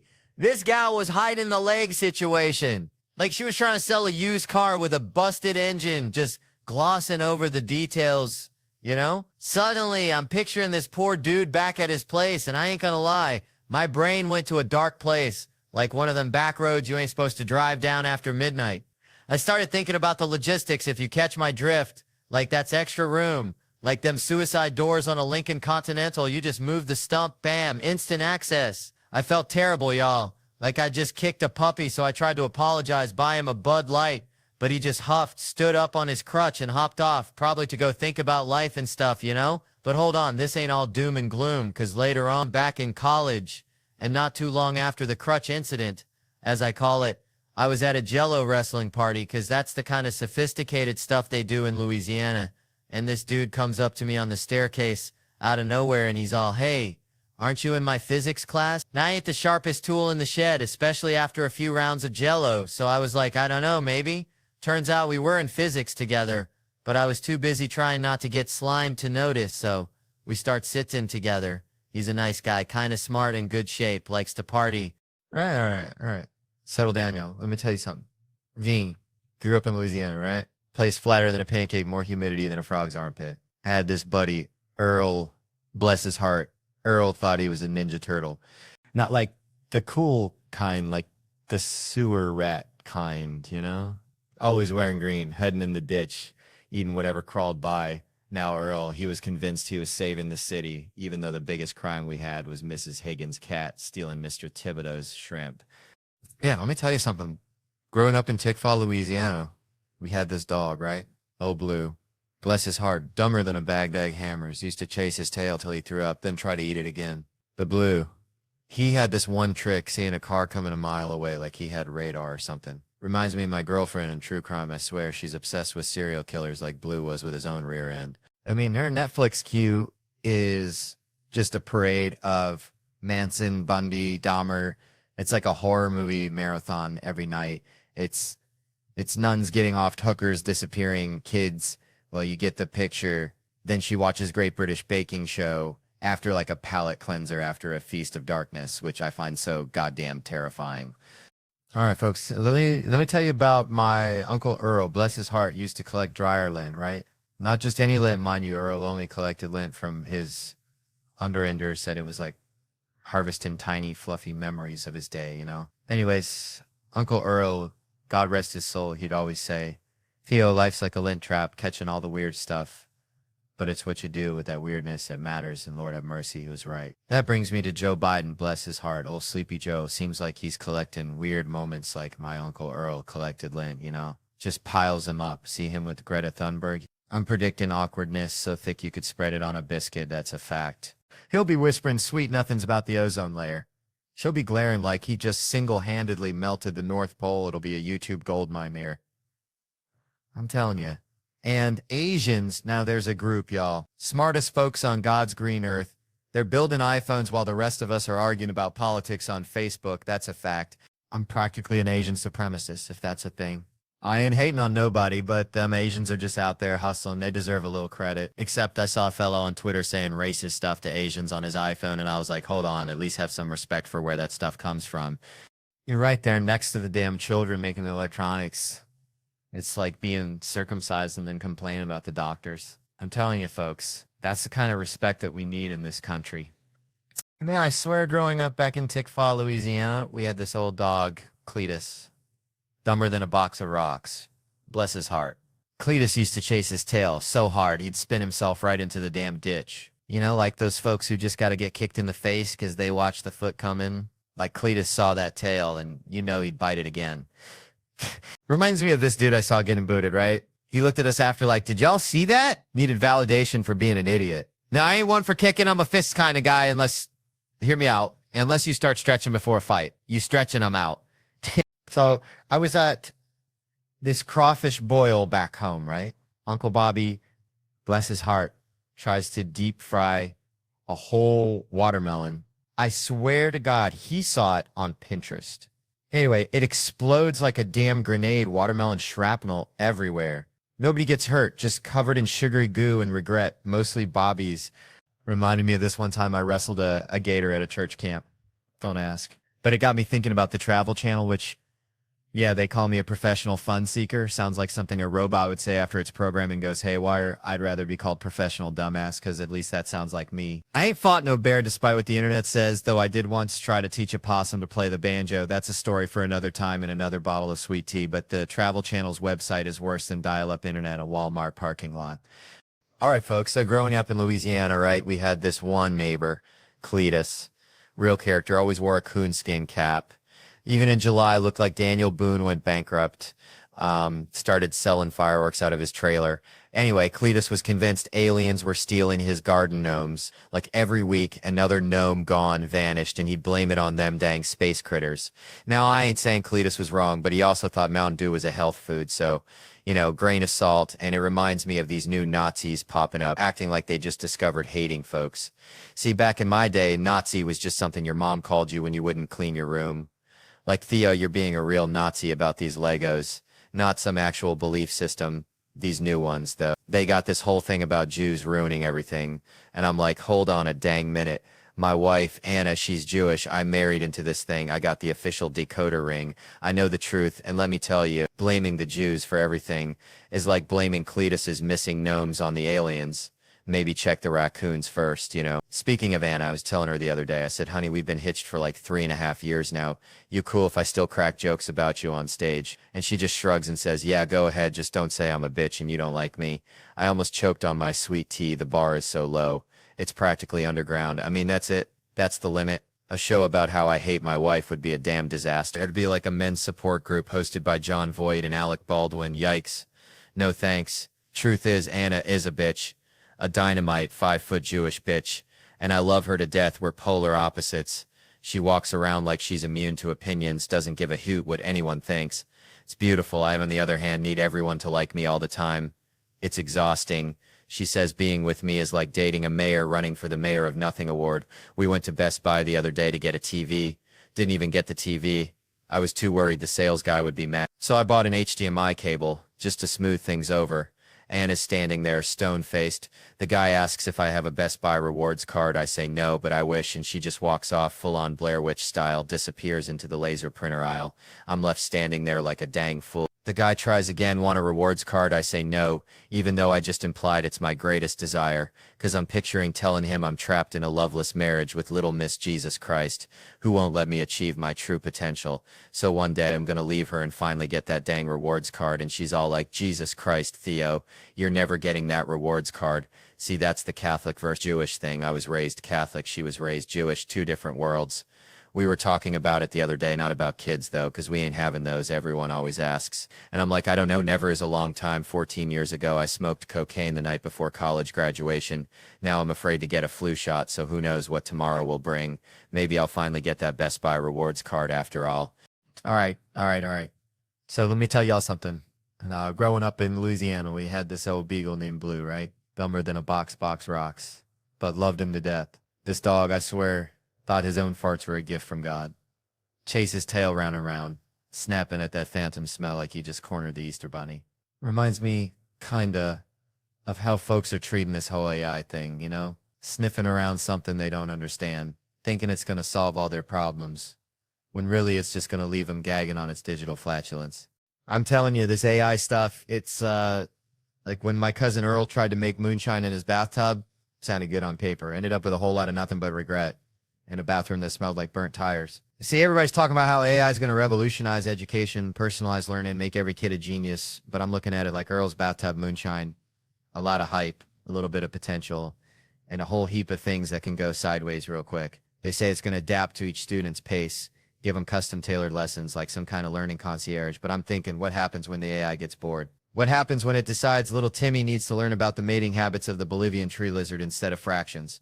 You think that algorithm cares that little Timmy's got a math test next week? Hell no, that algorithm's going to be off chasing digital butterflies, leaving Timmy in the dust with a bunch of tree lizard facts he can't use to save his life, just like when old Blue was chasing that fart, got nothing but air, and learned less than the dirt he snuffled. I was at this Cracker Barrel down in Tickfaw, Louisiana, right? Getting me some chicken and dumplings, the real kind that'll clog your arteries faster than a 99 Ford pickup truck with a busted oil pan. And this dude, he's straight up sawing logs in the middle of the show. Just flat out knocked, drool and all. I'm thinking, man, I can't even sleep at home. Got this $300 pillow that feels like a brick, and this fella's out cold in a public theater. Like he's in his own personal sensory deprivation tank sponsored by NyQuil. Reminds me of my Uncle Earl. He used to fall asleep during Thanksgiving dinner face first in the cranberry sauce. Anyway, nobody touching him. No, sir, not on my watch. Louis C.K. probably wish he could be here to shine to see how he can get away with something on the borderline, but not fully illegal. But the dude, Miguel's his name, 25 years old, working construction. Now, usually that's where I'd launch into the old Mexicans taking our jobs routine, but then I find out he's working in the office construction. I never heard that. That makes him getting replaced by a Chinese or a robot, just straight up AI taking over the whole damn operation. But his boys, they covered for him.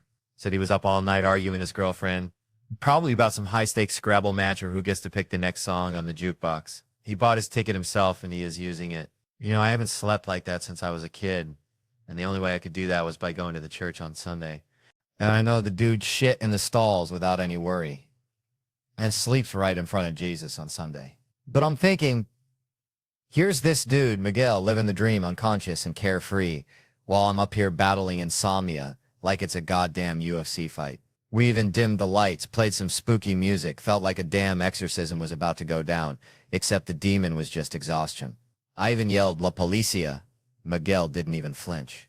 I swear he could have been in a coma for 8 years, slumps on his 4th term, and he'd still be snoozing. He wakes up and I thought he was dead and he didn't remember anything. I asked, what was your favorite part? And he said, it's over, and now it's Saturday. Turns out the dude does both residential and commercial construction, the whole damn shebang. 25 years old and worn out already. What's he going to be like when he hits 40? A human-shaped pile of dust held together by duct tape and caffeine. Still, he gave me an idea. Maybe I should start sleeping in public. Get some of that sweet, sweet Miguel level unconsciousness. Maybe even go to church, face Jesus, and shit in a stall like him. Who knows, might just cure my insomnia or at least give me some good material for the next show, but he is not worried about shitting and sleeping in public. All right, folks, let me tell you something. Reminds me of my cousin Billy Bob, bless his heart, used to catch catfish with his bare hands down at the bayou, slick as a Ollicott's promise. And one time he reels in this monster, this flathead looking like it swallowed a bowling ball. And Billy Bob, he just stares at it, eyes wide as saucers, and says, why ain't you just something? Which is exactly what I thought when I saw this study, right? About how social media, that dang thing, is making us lonely, like a hound dog on a chain, you know? They say folks compare themselves to these Instagram models, these perfectly filtered lives, thinking everyone's living in a damn magazine, which is bullcrap.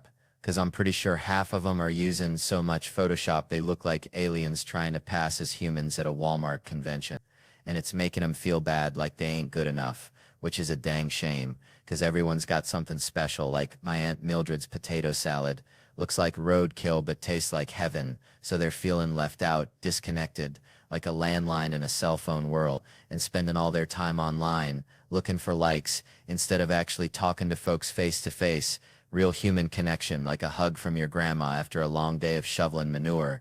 And it's a vicious cycle, a hamster wheel of sadness, where you just keep running and running but never get anywhere, never find true happiness, which, let's be honest, is probably just a warm plate of cornbread and a good dog anyway. So what I'm saying is, put down your phone, folks, go outside, talk to a neighbor, pet a stray cat, maybe even learn to catch catfish with your bare hand, 'cause life's too short to spend it chasing digital ghosts. And besides, that catfish might just teach you a thing or two about resilience, or at least give you a good story to tell next time you're standing in line at the Piggly Wiggly, trying not to compare your groceries to Miss Henderson's organic kale, which, let's face it, ain't never gonna happen, 'cause I am a simple man, and I like my Mountain Dew. Just don't be like my Uncle Dale, who thought the internet was a series of tubes, God rest his soul. All right, how we doing tonight? Y'all good? You look good. Even you in the back with that thing you call a shirt. Bless your heart. Reminds me of my cousin Dale. Bless his soul. Always wore shirts, 2 sizes too small. Said he kept his power source contained. Dale was a plumber, and by power source I think he meant his beer gut and the methane factory behind it. Anyway, Dale also loved those true crime shows, the ones about guys who, well, let's just say their power source was pointed in a different direction, you know? It's wild, right? These ladies out are glued to these shows about dudes doing unspeakable things, things that make a honey badger blush, but then you'll go walk alone in the dark listening to true crime podcasts like you're researching your own demise. It's like watching a documentary about bear attacks and then going camping with nothing but a harmonica and a dream. Now me, I saw one of them shows about a guy terrorizing joggers at dawn, and I haven't jogged since. I'm talking flat out retired from the whole dang exercise scene. You try to get me on a treadmill now, I'll look at you like you just asked me to wrestle a gator in my underwear. It's all bench press and protect the posterior from here on out, boys. Don't forget that rowing machine. That's just begging for trouble. Out there looking all vulnerable. Can you imagine the headline? Theo Von, renowned intellectual and connoisseur of gas station sushi, assaulted on rowing machine. No, sir, not on my watch. Ah, you bet your sweet bippy if some creep's chasing me in the park, stark naked and fueled by pure malice. I'm not just jogging, I'm entering the dang Olympics. Usain Bolt levels of speed, high knees and all. That's right, Schultz wasn't jogging in the park at night, son. He was auditioning for the Fast and the Furious with 7. All right. Settle down, folks. Let me tell you about my Aunt Shirley. Sweet lady. Bless her heart. Used to collect porcelain dolls. Hundreds of them. Creepy little buggers staring at her like they knew your deepest, darkest secrets. Anyway, she swore one blinked at her once. Said it was a sign from Elvis, who apparently communicated through antique dolls now. That's about as believable as trying to explain something on the internet these days. It's all just absolutes, like that Kaepernick fella taking a knee, trying to talk about police brutality. Something real, something that needs addressing, but folks just heard knee and saw a flag and lost their dang minds. My brother's fighting in Iraq. They yell like Kaepernick's knee was causing sandstorms or something. It's like trying to explain to a squirrel that acorns are food, not currency. Just ain't gonna happen. Reminds me of trying to get abs. Remember that? Used to think I'm gonna have a six-pack by summer. Ended up looking like I swallowed a keg. The effort involved. Lord have mercy, personal trainers yelling at you. Chefs making you eat sprouts that taste like sadness. Electrocution making you question your life choices. All for something you can achieve by breathing wrong. Meanwhile, getting fat. Now that's effortless. Just lay on the couch, shoveling in those sweet, salty treasures like a dang gopher. No trainer needed. Just pure unadulterated bliss. See, growing up, my family wasn't exactly huggy. More like two cacti trying to dance. Awkward and prickly. First hug I remember was when I moved out, and it was just bam, done. Like two parking meters bumping uglies. Haunts me to this day. I gotta yell at that memory sometimes just to shut it up. Shower regret is real. Let me tell you, that's where all the dumb stuff I did in 3rd grade comes back to haunt me. But I asked my mama about the lack of affection. You know what she said? Your daddy didn't want me hugging you boys, might make you gay. Lord have mercy.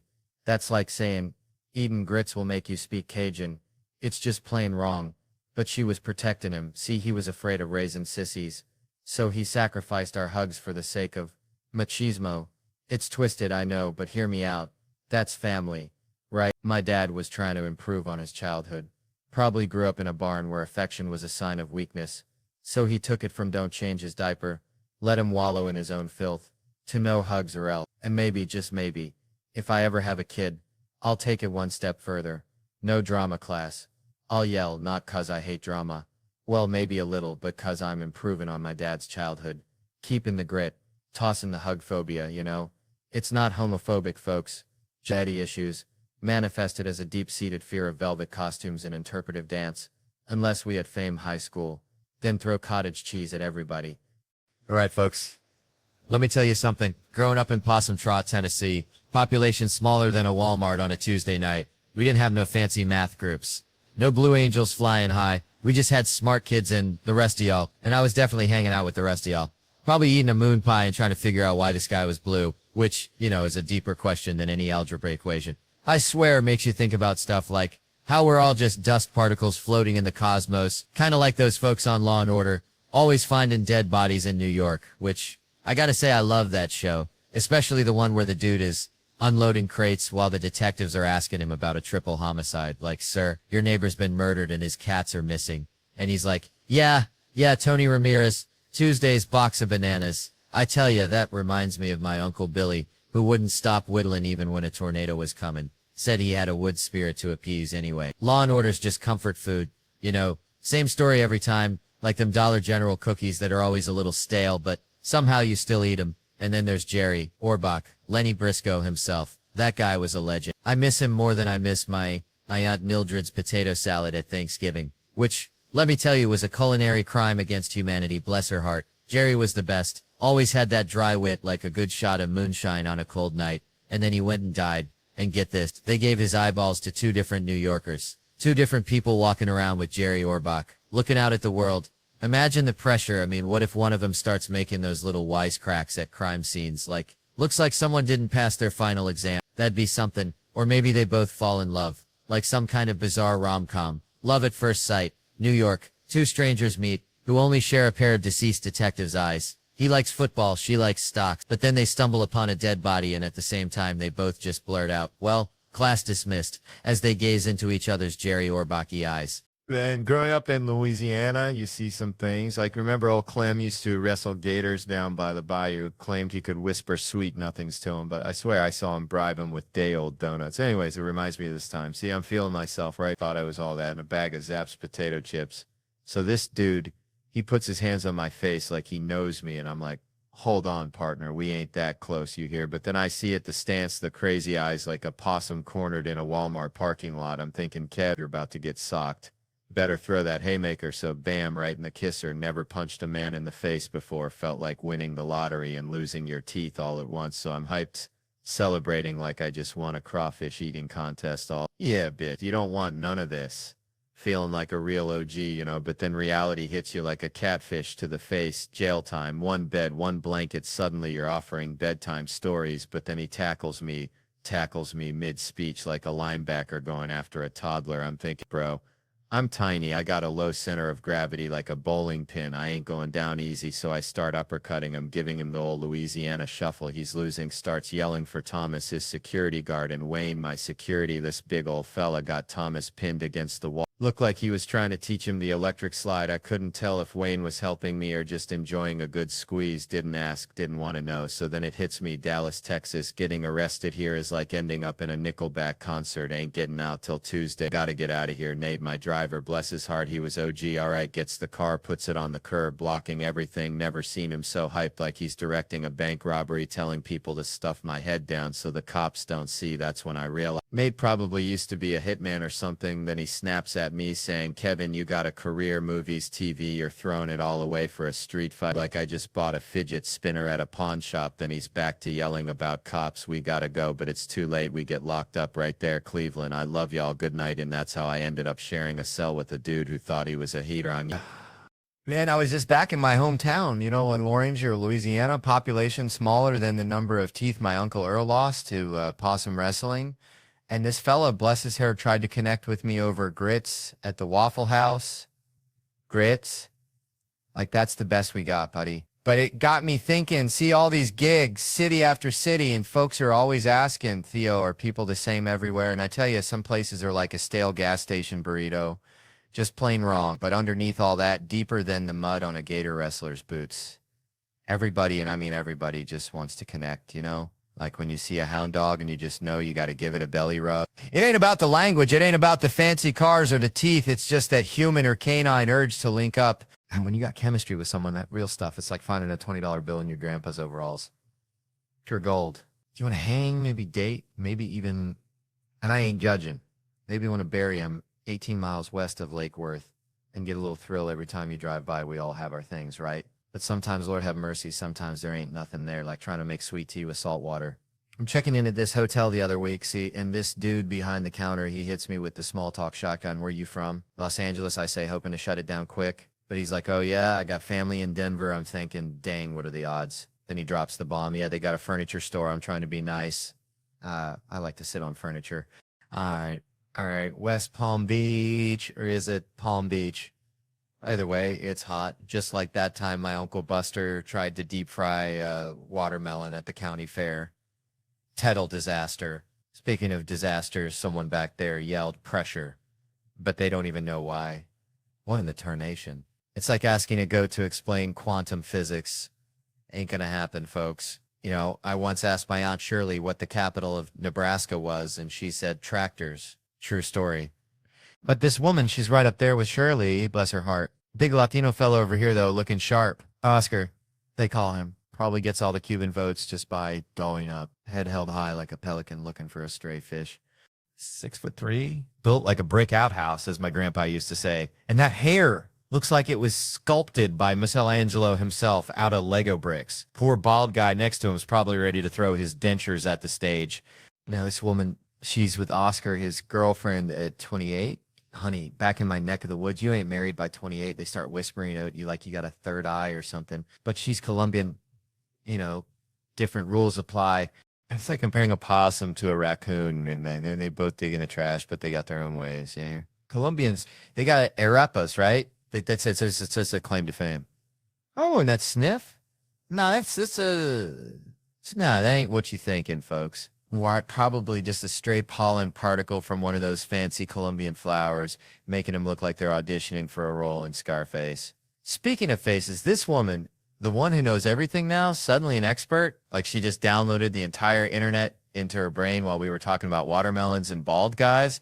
But I bet she didn't know they got fake noses over there. Probably hollowed out on the inside to fit all the extra memories, or maybe just to snort or wrap a seasoning more efficiently. I don't know. I'm just a country boy trying to make sense of it all, one bizarre observation at a time. All right. Settle down, y'all. Let me tell you something. Grew up in Louisiana, right? Small town. Like, if you blink, you miss it. And even when you do see it, you probably wish you missed it. We had this guy, Cletus, lived down the road, only had one tooth right in the front, like a dang picket fence with a hole in it. Tito swore he could talk to squirrels.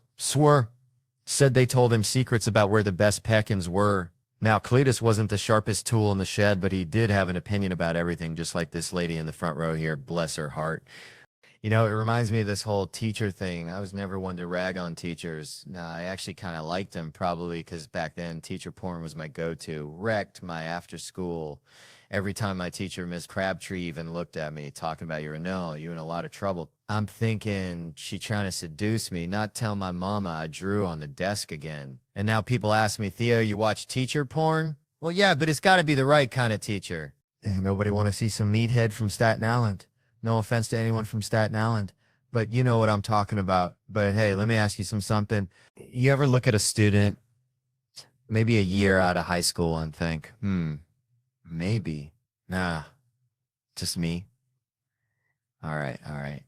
I'm just saying, there's something about that forbidden fruit, that danger, you know?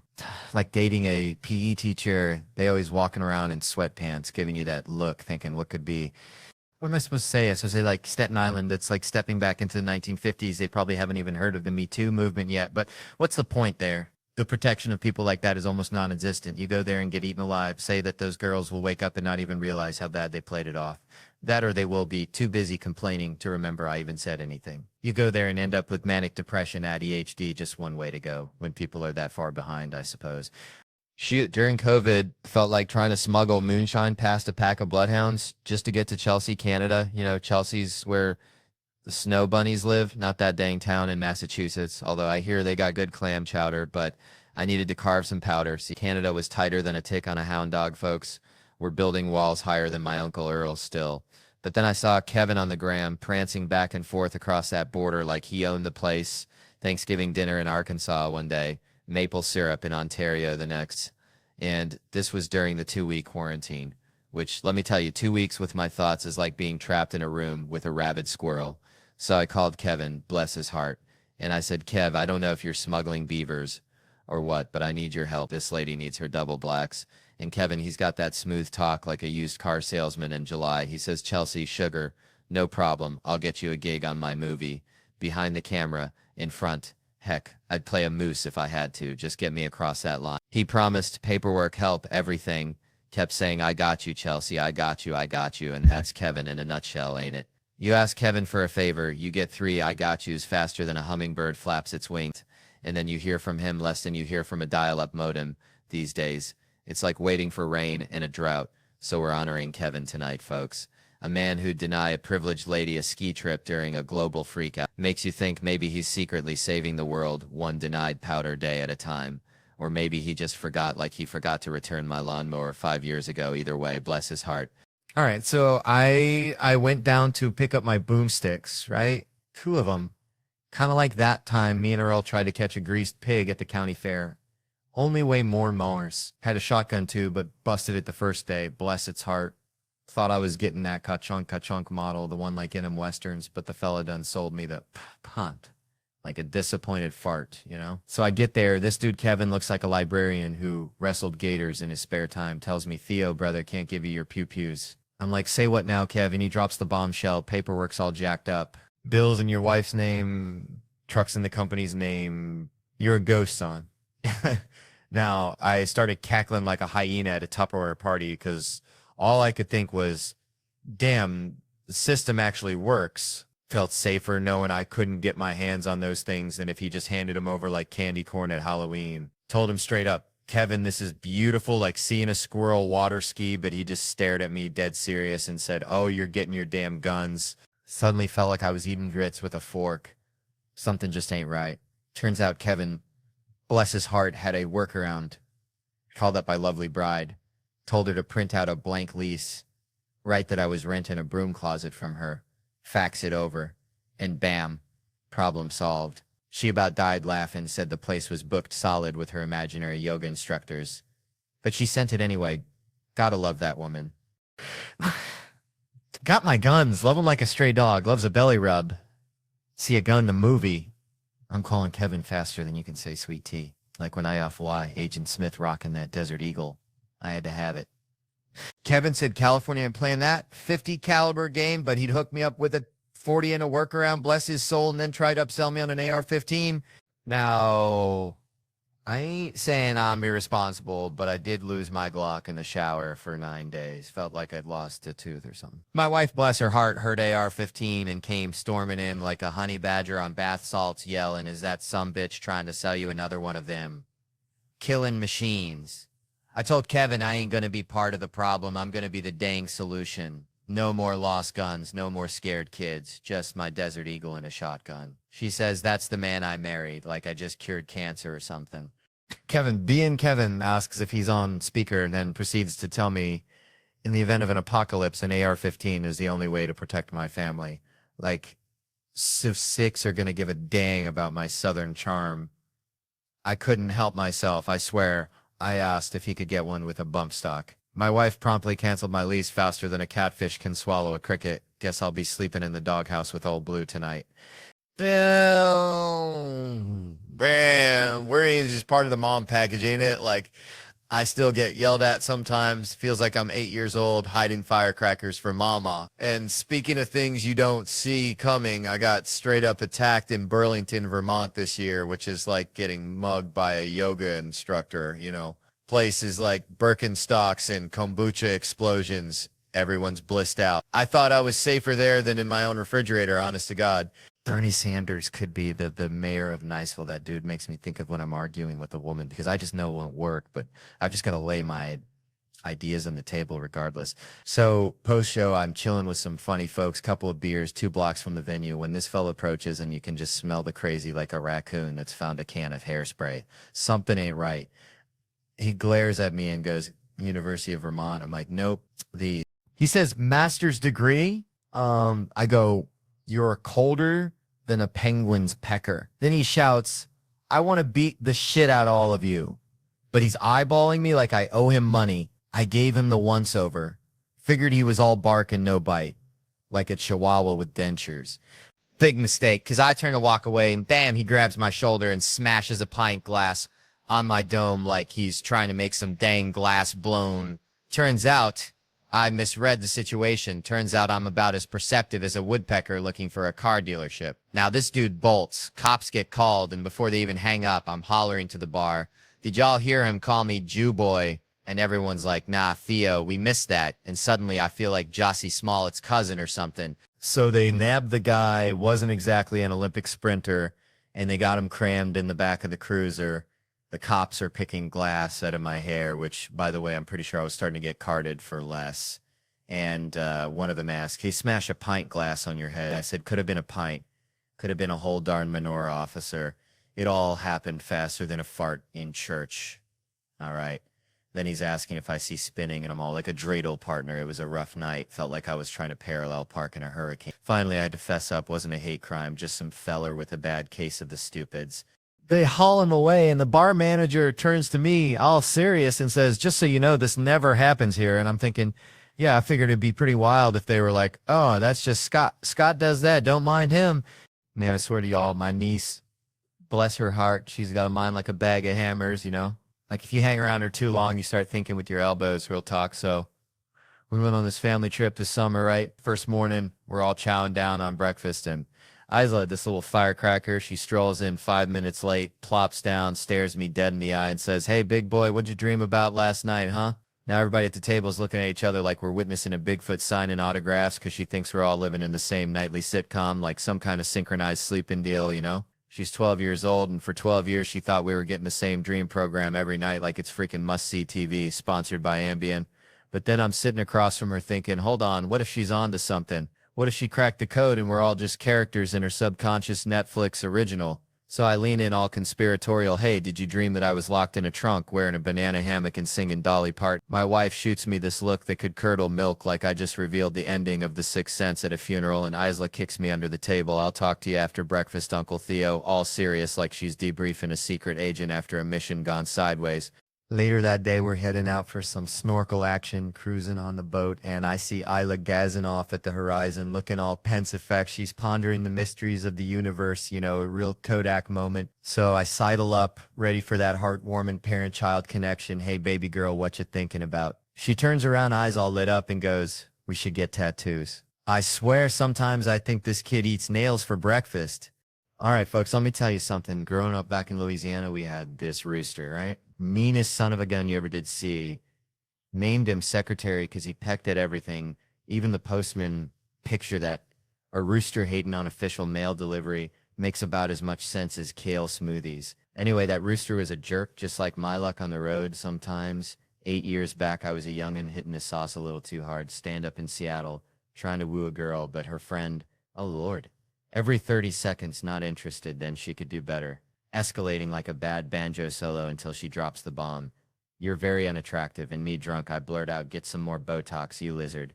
Feel bad about that now. Real bad, although truth be told in the moment. Nailed it like shooting a crawdad in a barrel. But she got furious. Or at least I think she did. Botox makes it hard to tell. You know? Then her boyfriend pops me one, deserved it, she was his lizard. And I respected the loyalty, like a hound dog sticking with its owner even if the owner's wearing Crocs, foreshadowing though. A month later, Cleveland, Ohio, LeBron had just left. City felt like everyone had just found out their chew toy had been recalled. Whole dang economic plan hitched to one dude, 'cause I love Cleveland. Good folks met this older woman after the show. Firecracker, but she's with a dude, just a friend. Valentine's Day though, so you know there's tension thick enough to spread on toast. He's buying me drinks to keep tabs. Me being the kind of guy who'd accept free gas even if it came from a skunk's tank, dude. Goes to the bathroom, I ask her if she wants to ditch, she says yes. And my escape plan. The bar next door. Genius. Pure genius, about as subtle as a herd of water buffalo in a library. We're doing making out. Romantic as a truck stop restroom. Finally ask her if she wants to leave, she says your hotel. So we step outside. And there's the dude missing teeth. Looking like he'd wrestled a badger for a biscuit and lost. Where the fuck do you think you're going? I admit the plan. Gonna bang her and fly back to New York, he says. Fight me first. Suddenly those teeth looking mighty important. I ain't no dummy, ain't ever had sex and thought, man, glad she ain't got teeth. Like who needs applesauce? I go into the hotel, grab me a Macintosh. I tell him I ain't gonna fight. He calls me a pussy. Then she leaves with him. Some weird arrangement, and then this dude in a white sweatsuit like a marshmallow peep escaped from Easter. Not sittin', not standin', just kinda perched. Loudly announces, I wasn't gonna let anything happen to you, claims he.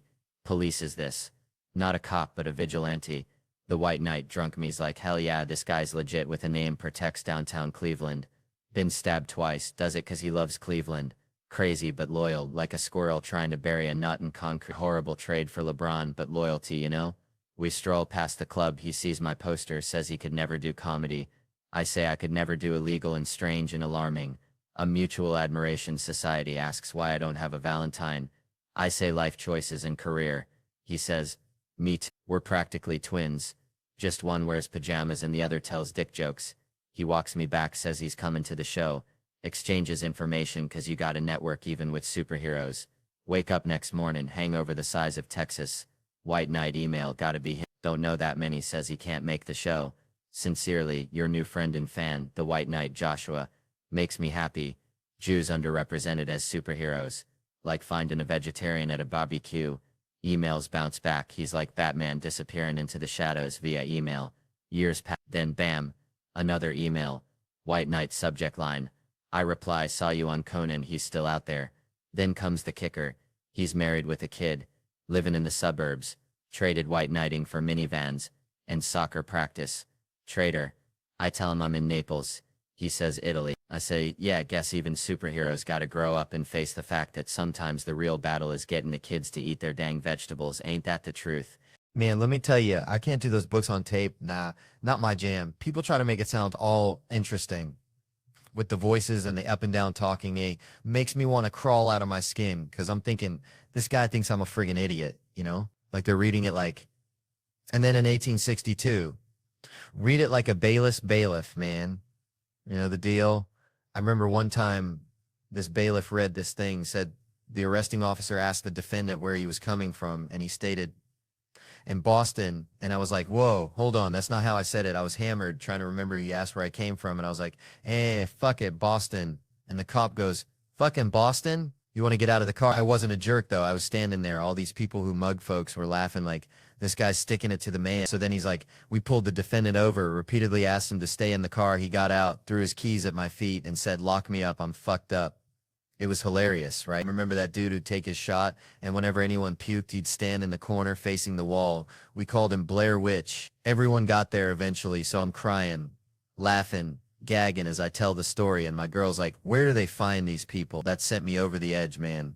Just crying, laughing, but God bless him, because the reason that thing's screaming is because it's biting its own back, which honestly sounds like me trying to touch my toes every morning, you know? Anyway, where do we go from there? I don't know, maybe you get eaten by a bear. And if a bear gets a hold of a regular neck just complies, just gives right up. Heck, you should call your neck special regular neck. I guarantee no one's going to accidentally steal that title. Speaking of weirdos, there was this dude on a construction site, wore the same jeans every day, no underwear, and a giant hole in the thigh. I swear I'm working in the house and he steps over something. The hole moves and bam, full-on junk flash right in my face. I didn't know how to confront people back then, and I was the new guy, so I just wanted to be like, buddy, maybe throw on some boxers so I don't gotta stare at your dangly bits. Especially since he's walking around with a nail gun. Boxers might not stop a nail, but any extra layer of clothing would be nice, you know? He was just letting it all hang out like an owl looking out of a tree, and it's burned into my brain. I could pick his junk out of a lineup, and all those people paying to be there. That guy's making bank, man. I want to see someone scalping tickets to see his junk. He does Vegas, too, at the T-Mobile Arena. I want to see a picture of him up there, eyes open, smiling and everything. It's crazy the money he's making. I used to say he's so full of it, he can't look at the crowd, like his eyes are checking. Are they still here, still believe in this beat? When you're lying, eye contact's the toughest thing ever, but whatever, he's making people feel good. He's in show business. I want to see the show, though. The few times I did movies, everyone was like, you just missed it, man. It all ended in '05. They were like, oh my God, they were paying for John Travolta's jet fuel. He'd show up in his own 747 to do one of those Wild Hogs movies, and they'd be like, okay, John, gotta pay for the plane. And they're like, oh, John, like it's just understood. Goes without saying, if someone swipes your credit card number, that's their money now, right? Then they call you up and say, hey, Joe, did you buy a ham hock at Vancouver at a strip club? And you're like, what? No, I was in Burbank. And they say, good luck with that. Has anyone ever bought a ham hock in a strip club?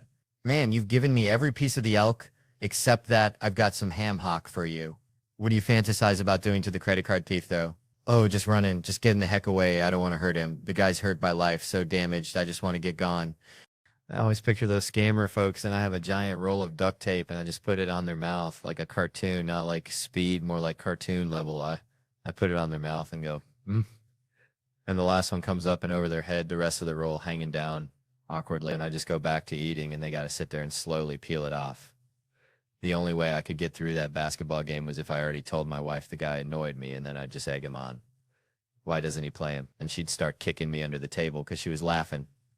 Hey, everyone, I'm Ivanka Trump. She's like Tracy Lord's sister in the 80s, got good-looking kids, amazing. She's good-looking, too. Good for him, good for him. And if Bill Clinton wants to vaguely look in the direction of a beautiful woman, that's his right, you know? Man, let me tell you something.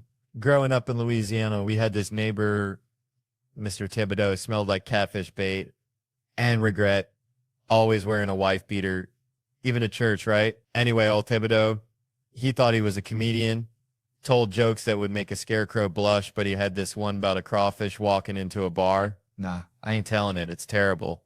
But it reminds me, people are getting so touchy these days. Like, my country's going plumb crazy. You know, Bryan Cranston, that Breaking Bad dude, he played a paralyzed fella in a movie, and folks got all riled up saying, why ain't a real paralyzed dude playing it? Like, hello, it's called AC Teching, you dummies. Imagine a paralyzed dude trying to act Paralyzed, that's just being still and reading lines. That ain't no performance. Reminds me of my buddy Bill. He's been doing all right for himself, you know? He was in this Pete Davidson movie. Says he didn't get fired, could get cut. You never know, but seems like it went great. First time getting to work with Judd Apatow for real, not just on Pete's show, Crashing, which, by the way, folks should check out next June. Get this, Bill's doing Mandalorian, the Star Wars thing, which is nuts because he's a sports fan. Meathead barely knows what a lightsaber is. I'm like, Bill, you in Star Wars. You know what that's like? It's like when Joe DeRosa met Joe Torre, told me about this guy connected with the Yankees, the manager, Joe Tutelage. I corrected him, it's Torre, and he's all, is he a big guy? Does he make that face? I wanted to strangle him. He just wanted to go buy vintage shirts, so I told Bill, this year payback for me meeting Joe Torre. Now you gotta wear a spacesuit that probably smells like Wookiee armpits. Says he can't say much about it, all that Netflix secrecy, but you can see the back of his bald head in the trailer for half a second. That's because his head is a helmet already. Redundant to put a hat on a hat, like a clown wearing a second wig. That's how busy he is. He's finishing up season 4 of F is for Family, but stand-up's always #1, and he's always been generous, you know. Even when I was a nobody at the Comedy Store, he'd watch my sets, give me punchline tips. Always believed in me, even when I was getting booked on TV shows and forgetting about my own hour. He saw something in me. Cool vibe and knows how to unleash the craze. Not like those guys who just yell and stay loud too long. Nah, Bill knows how to blow them back in their seats, then bring them back down smooth. It's a gift. I brought his name up the store, told everyone he's one of the nicest guys, and he came out and was like, you got to say that? I'm about to rant about people in wheelchairs. That means a lot. Being a newer comic, it's intimidating. But people did it for him, he remembers. Like Dave Chappelle told him something funny back in the early 2000s. He held on to that like a life raft in the comedy condos and hell rooms for years. Dave thinks I'm funny, he'd tell himself, kept him going. Even in the green room broom closets on the road, Bill said he was funny, carried him through those weekends. When you start out, you're lost, no confirmation, no roadmap, just looking around, seeing what other guys are doing, thinking you got to do the same, ping-ponging from one style to the next. Joe Kai comes in with a street team. Next thing you know, you're thinking you need a street team too, but it was just telling stories back at Nick's Comedy Stop, driving back in from Boston, finding the nearest comic, telling a story, getting a laugh, hearing the older guys telling their stories, wanting to have some yourself, something better than just a bad open mic. And then getting out on the road, hearing your friends suffer. That's where the comedy comes from. So remember, folks, go watch Bill Burr's special Paper Tiger on Netflix. Check out his tour dates at billburr.com. Listen to his Monday morning podcast, one of the best out there. And then maybe, just maybe, go call that weird neighbor you had growing up and tell him their jokes ain't that bad after all. Because honestly, folks, sometimes it's the Thibodeaus of the world that remind us what's truly funny, just like the time he tried to put a hat on a crawfish. Nah, I still can't tell you that one. It's just too dang awful. Man, back in Shreveport, we had this drinking crew, real deal redneck poetry slam. You know, me, Mark, Sam, and this dude Soder, who looked like if a scarecrow and a golden retriever had a baby. And then there was Nate, bless his heart. Nate could only book gigs at this place near Broadway, like the armpit of the New York comedy scene. They call it the world. Like a Walmart greeter directing you to enlightenment, and he'd be doing unpaid sets at 11 p.m. while they're charging cover. This is like prehistoric comedy days, like finding a fossilized microphone. And this is before Soder was selling out stadiums. Wild, right? Anyway, the world was basically the Broadway comedy club's ugly stepsister. Like they'd be advertising Dave Chappelle's here tonight, knowing full well Dave was probably at home eating a gourmet grilled cheese. And one time I swear they tried to pitch me Tina Fey was going to do stand-up. Like, who are you trying to fool? You think she just ditches 30 Rock for this? And the mural on the wall was like a fever dream painted by someone on Bad Shrimp. But the real kicker, they served fake alcohol, like the kind made from corn syrup they sell near schools, because they don't have a real liquor license. It's like trying to get drunk off communion wine, which, thinking about it, is probably worse. And it was 12% strength. You know, order a vodka tonic and you're basically getting a grape soda with a buzz. I even got spat on at that joint, like full-on loogie warfare. I was roasting this dude in the front row, felt like I was talking to a donkey, and he just lets loose right on my chest. But bless those sassy Hispanic waitresses, they jumped in front of me like I was El Chapo. They were ready to throw down.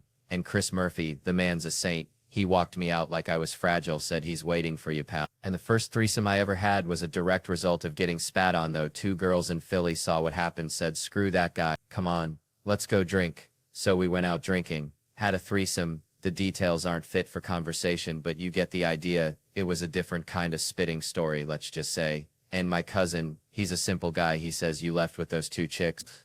I said, yeah. And he says, I got to start getting spat on more often. That's when you know you had a good night. You know, when even getting assaulted turns into a win, like finding a $20 bill in your old jeans, only it's covered in saliva and questionable life choices. Shoot, let me tell y'all something. This private school my youngins go to, it's got me feeling like a scarecrow in a cornfield of egos.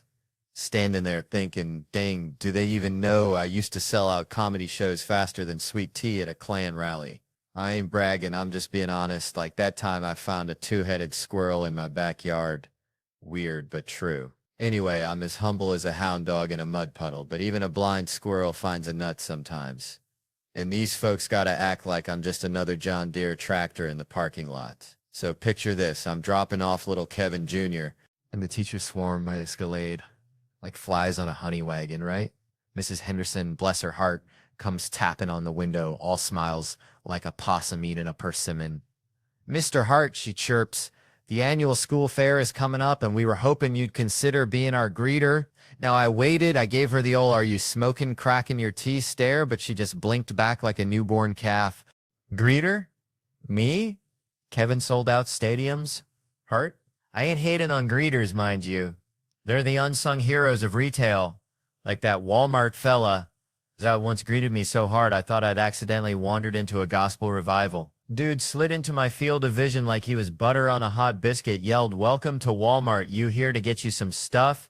and then proceeded to moonwalk away, leaving me questioning the very fabric of reality. I bought extra stuff just to show him some respect and practically broke my neck trying to get him to bless my receipt with his highlighter. True story, ask my Aunt Shirley, she was there. But that's Walmart, folks, where dreams are made of questionable processed foods and inspirational moonwalks.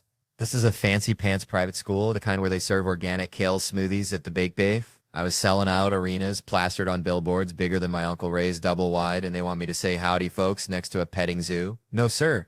They got Alfonso Ribeiro's kids there. Let Carlton do his little dance at the entrance. Terry Crews is jacked. Give him a megaphone and let him flex his way into intoning people. Or Pep straight up yell, "Welcome to the fun fair." It's like asking Dolly Parton to clean out your gutters.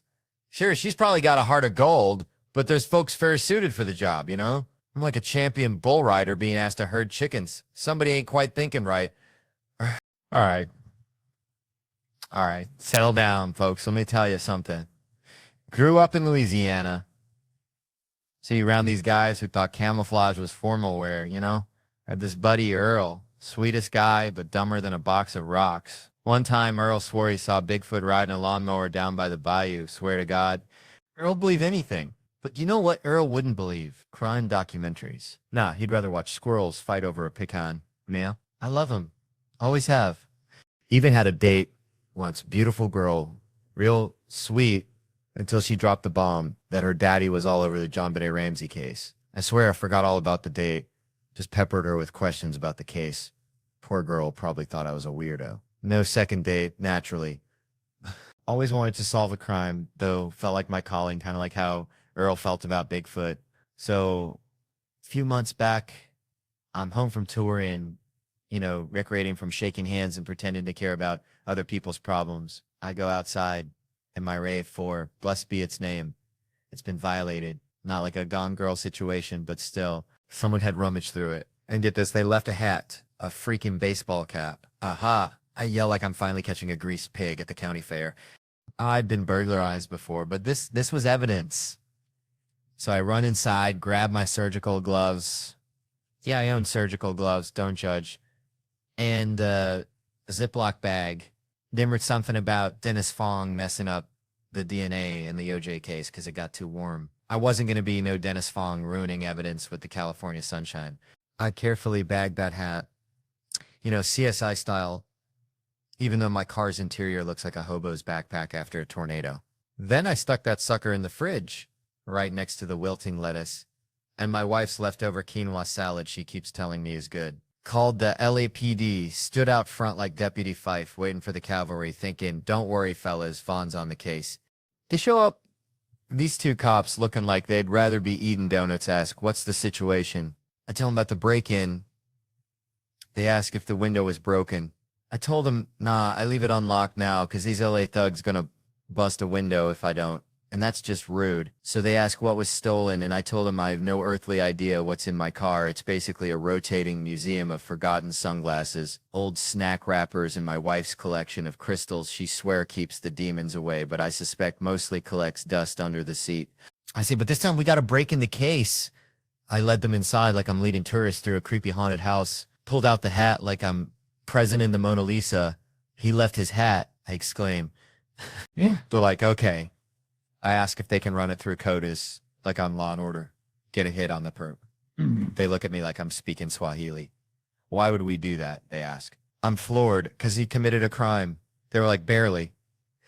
You left the car open, nothing was stolen, maybe trespassing, but we ain't running no national DNA search over that. I was flabbergasted. Then like a bolt of lightning hitting a cow pasture, it hit me. I told them, you can frame it as the guy gave you a hat, a thoughtful yet misguided gift from a budding criminal. I am real glass half full type guy, you see. They still didn't budge. Full. I told them, look, this could escalate. It's a there for tomorrow it's an escalade. Then a whole HOA community watch group is dead in the ditch. But I say, you know, Manson, and I don't like to speak ill of the dead, but he was a lousy guy, right? He started small, creeping around people's houses. Then he got big ideas. So I ask, don't you want this guy's DNA on file before he graduates from petty theft to start a podcast about murdering people in his basement? They were like, what file? What are you talking about? And I said, the one where you keep the DNA of potential murderers. They said the only way they'd need his DNA profile is if, and I jumped in, if he murders somebody. And then I remembered that sometimes serial killers like to help the police, you know? So I just kept talking about this guy in the third person like he was some kind of criminal mastermind. He's cunning, I said, but he will be back. Then I remembered my friend down the street. Her car got broken into too. I told the cops, go talk to her. Tell her to say something was stolen just to get that hat back in the national system, which apparently is framing someone for a crime. But hey, I'm willing to bend the rules to get these guys behind bars. So if you're out there, car thief, know this, you messed with the wrong RAV4. You'll quickly realize I have no valuables, maybe some spare beef jerky and a lot of regret for ordering that weird coffee from the airport and a bunch of dirt on the carpet. Oh, and that's my dirt. So folks, that's the story of how I almost became a forensic genius. But hey, at least I got a good story out of it. And speaking of good stories, Big Mouth is back. It's based on Nick Kroll and Andrew Goldberg's friendship, and it's fantastic. I get to voice Andrew alongside my very good friend Nick Kroll. It's a fantastic show, and I'm excited to announce its second season. All right, settle down, y'all. Let me tell you something, my cousin Ricky, bless his heart, he used to try and catch squirrels with a butterfly net, right?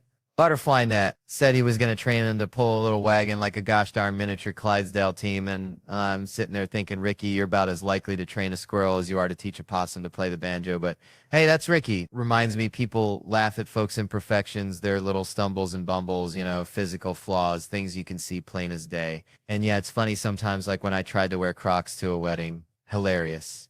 Disabilities, that's a whole different ball game, ain't it? Most ain't funny, especially the ones that end up on quilts or those 10K runs. Those are straight up tough, no joke about it. But then you got these weird situations, these curveballs life throws you, and you got to ask yourself, is that funny? And let me tell you, I got 3 examples that'll have you question your entire existence. First, foreign accent syndrome. You hear about it? Folks get bonked on the head, bad car wreck or something, wake up talking like they're from freaking Belgium. It's not funny, the head bonk part, but the accent? Oh, brother. And try not to giggle when you see a fella from Alabama suddenly sounding like he's running a trattoria in Naples, saying something like, the tractor, she's no working no more. If that ain't funny to you, you need to check your pulse, friend. But the real kicker, British lady never left her town for 33 years, gets in an accident, wakes up talking with a Chinese accent. Chinese? Suddenly she's all, hello, I have no conversated with you over many moons. You want a cup of tea? Do you hear what I'm saying? Tell me there ain't a god with a seriously twisted sense of humor. And don't get all woke on me, it's a white lady. It's like she ordered the wrong accent on Amazon. But look, that British lady, she can say what she wants, maybe even start offering happy endings with that tea. Who knows? All right. If you're still stone-faced, how about this? Persistent genital arousal disorder? basically nonstop, every 90 seconds. Imagine trying to hold down a job like that. Trying to sell someone a used car. This baby's got low mileage. Bam. Or getting groceries. They can't get any peace, any calm. It's just a mess. Sis, can I try on this shirt? Forget the shirt. I need new pants. And some poor souls got both those afflictions. Can you imagine? Sorry to hear about your dad passing away. Ooh, that feels good. I just made that up. Maybe not funny to you, but I'm rolling with it. Still not convinced? Tourette's. My 5th grade Catholic school. New kid walk in on a Wednesday mass day. Priest starts, in the name of the Father. Kid, infant yells, fuck your cunt. Silence. Priest keeps going, Holy Spirit. Kid again, lick my balls. Fuck you. I'm dying. Trying not to explode. Kid next to me whispers he's got Tourette's. It gets old. I never got old. Best 3 years of my life. Especially the substitute teacher. They didn't warn her it was biblical. Saw a 10-year-old shatter a grown woman's spirit. Poor lady walks in, read chapter 3. Tick starts building. She's like, what's going on? He starts painting his own shirt with markers every day. She didn't know. Then he does his face. She's like, stop that. He goes, you bitch, fuck you. She's breaking down. What's happening? They're like, that's Kevin. Why are you crying so much right now? She died inside, quit teaching, but she's fine, Probably selling candles on Etsy now, telling folks the scents are inspired by inner peace. The important thing is just look for the joy, or at least try to find the humor even when it's dark. It's a midnight deer stand or something. Man, last night was something, felt like I was wrestling a greased up pig in a mud pit of tequila and regret, But now I've got to trade the party hat for the daddy diaper bag because my whole damn family's got the tummy rumbles worse than a biker gang convention after a chili cook-off. And I got to be dad, which let me tell you is like asking a squirrel to pilot a spaceship. Ain't nobody ready for that kind of chaos. I'm the kind of dad who'd fart in a McDonald's cup, slap my hand over it like I caught a damn firefly, and then walk it over to my daughters all serious like, saying, girls, you ain't gonna believe this, but I just captured a few. Now I know what you're thinking, Theo. That's messed up. That's pure trailer park parenting. But hear me out. It's comedy, see? Because when they look in that cup expecting something magical, something like a tiny unicorn fart or whatever little girls dream about, and they just get a whiff of my swamp gas, their faces are priceless, like watching a puppy try to solve a Rubik's Cube. That's when you got to explain it to them. See, you got to break it down, telling girls daddy's teaching you comedy's a 101. It's all about ace direction, see? You thought you were getting fairy dust, but bam, fart cloud. They didn't get it. Of course, they ran to their mama, snitching like a couple of church mice, telling her I was making them eat farts. Which ain't true. It was more of a forced aromatherapy session if you want to get technical. And my wife blew a gasket, said I was scaring the kids. But I told her, I said, honey, you want equality in the workplace, you got to be able to take a fart to the face. It's like being initiated into the brotherhood of man. Every fella in this room knows what I'm talking about. But the best part, next morning, my youngest, that little hellion, is straddling my neck, trying to suffocate me with her tiny, slobbery self, while my older one's standing by, all innocent like, saying, Daddy, wake up, we got a joke for you. I open my eyes, half expecting to see they found my grandpa's old hunting rifle or something, but no, the little ankle biter says, guess what's in my hand, and I'm panicking, right? But then it dawns on me, every dad knows what's in her hand. It's the universal weapon of childhood. The silent but deadly, the old poop hand trick. I'm practically bursting with pride, thinking I taught her that. I created a monster. But then she says a punch in the mouth caught me completely off guard, I swear. I made a face like a basset hound that just got handed a lemon, and the two of them just lost it, rolling on the floor, laughing harder than hyenas at a tickle fight, until they realized I wasn't laughing. See, my girls, they got a sick sense of humor. I'm talking Dark Ages level of twisted. It's like they're being raised by a pack of raccoons who moonlight as stand-up comedians. Man, growing up in Louisiana, we had this neighbor, Mr. Thibodeau, smelled perpetually like boiled crawfish and regret. Always wore a wife beater 3 sizes too small. The kind that showed off his pecs, if you could call them that. More like deflated whoopee cushions. And he was obsessed with this one thing, figuring out which character he was in the Dukes of Hazzard. Like, was he Bo, Luke, maybe even Roscoe P. Coltrane chasing those boys down, right? And they got me thinking, see, now folks are at home binge watching these Real Housewives shows. Like my buddy Mulaney here, bless his heart, he's deep into the New York chapter. And he's trying to figure out where he'd fit in, what kind of drama he'd stir up, but it's like nobody on those shows ever apologizes, you know? It's like if I told Seth here he looked like a scarecrow stuffed with dryer lint, showed to events like a lovesick golden retriever, he's going to be hot. And I'd just be like, hey, let's put this behind us. You feel me? We good? And give him one of those shoulder hugs where you barely make contact.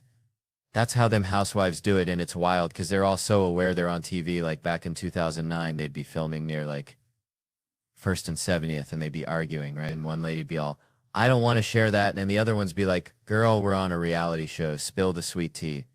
And they got skinny girl margarita signs everywhere because they're all marketing themselves like performing monkeys in a tiny hat, which is kind of genius, right? Because you got to respect the hustle, but it also makes you wonder what parts of their lives are real and what parts are just a performance for the camera. You know, like, is that genuine outrage or is it just them practicing their Emmy Award acceptance speech in the mirror? Because either way, it's getting views and making money. So maybe Mr. Thibodeau was right. Maybe we're all just characters in somebody else's reality show, just trying to figure out our lines and hoping we don't get canceled or worse, become a meme, which at least he never smelled like boiled crawfish most. Well, hey there, folks. Let me tell you, a couple weeks back, my email got hacked, which honestly felt like getting invited to a fancy party because I'm terrible at keeping in touch. So suddenly sending a spam link to everyone I know felt like my civic duty, my annual Christmas card, if you will. And bless their hearts, they all wrote back like I just birthed triplets, all screaming, didn't know your cyber uterus is bleeding viruses, brought us closer than a Tupperware party after a tornado. And then this one fella, bless his simple soul, emails me, says, Theo, buddy, clicked your link, but I ain't in the market for no herbal Viagra. And this ain't no comedian, folks.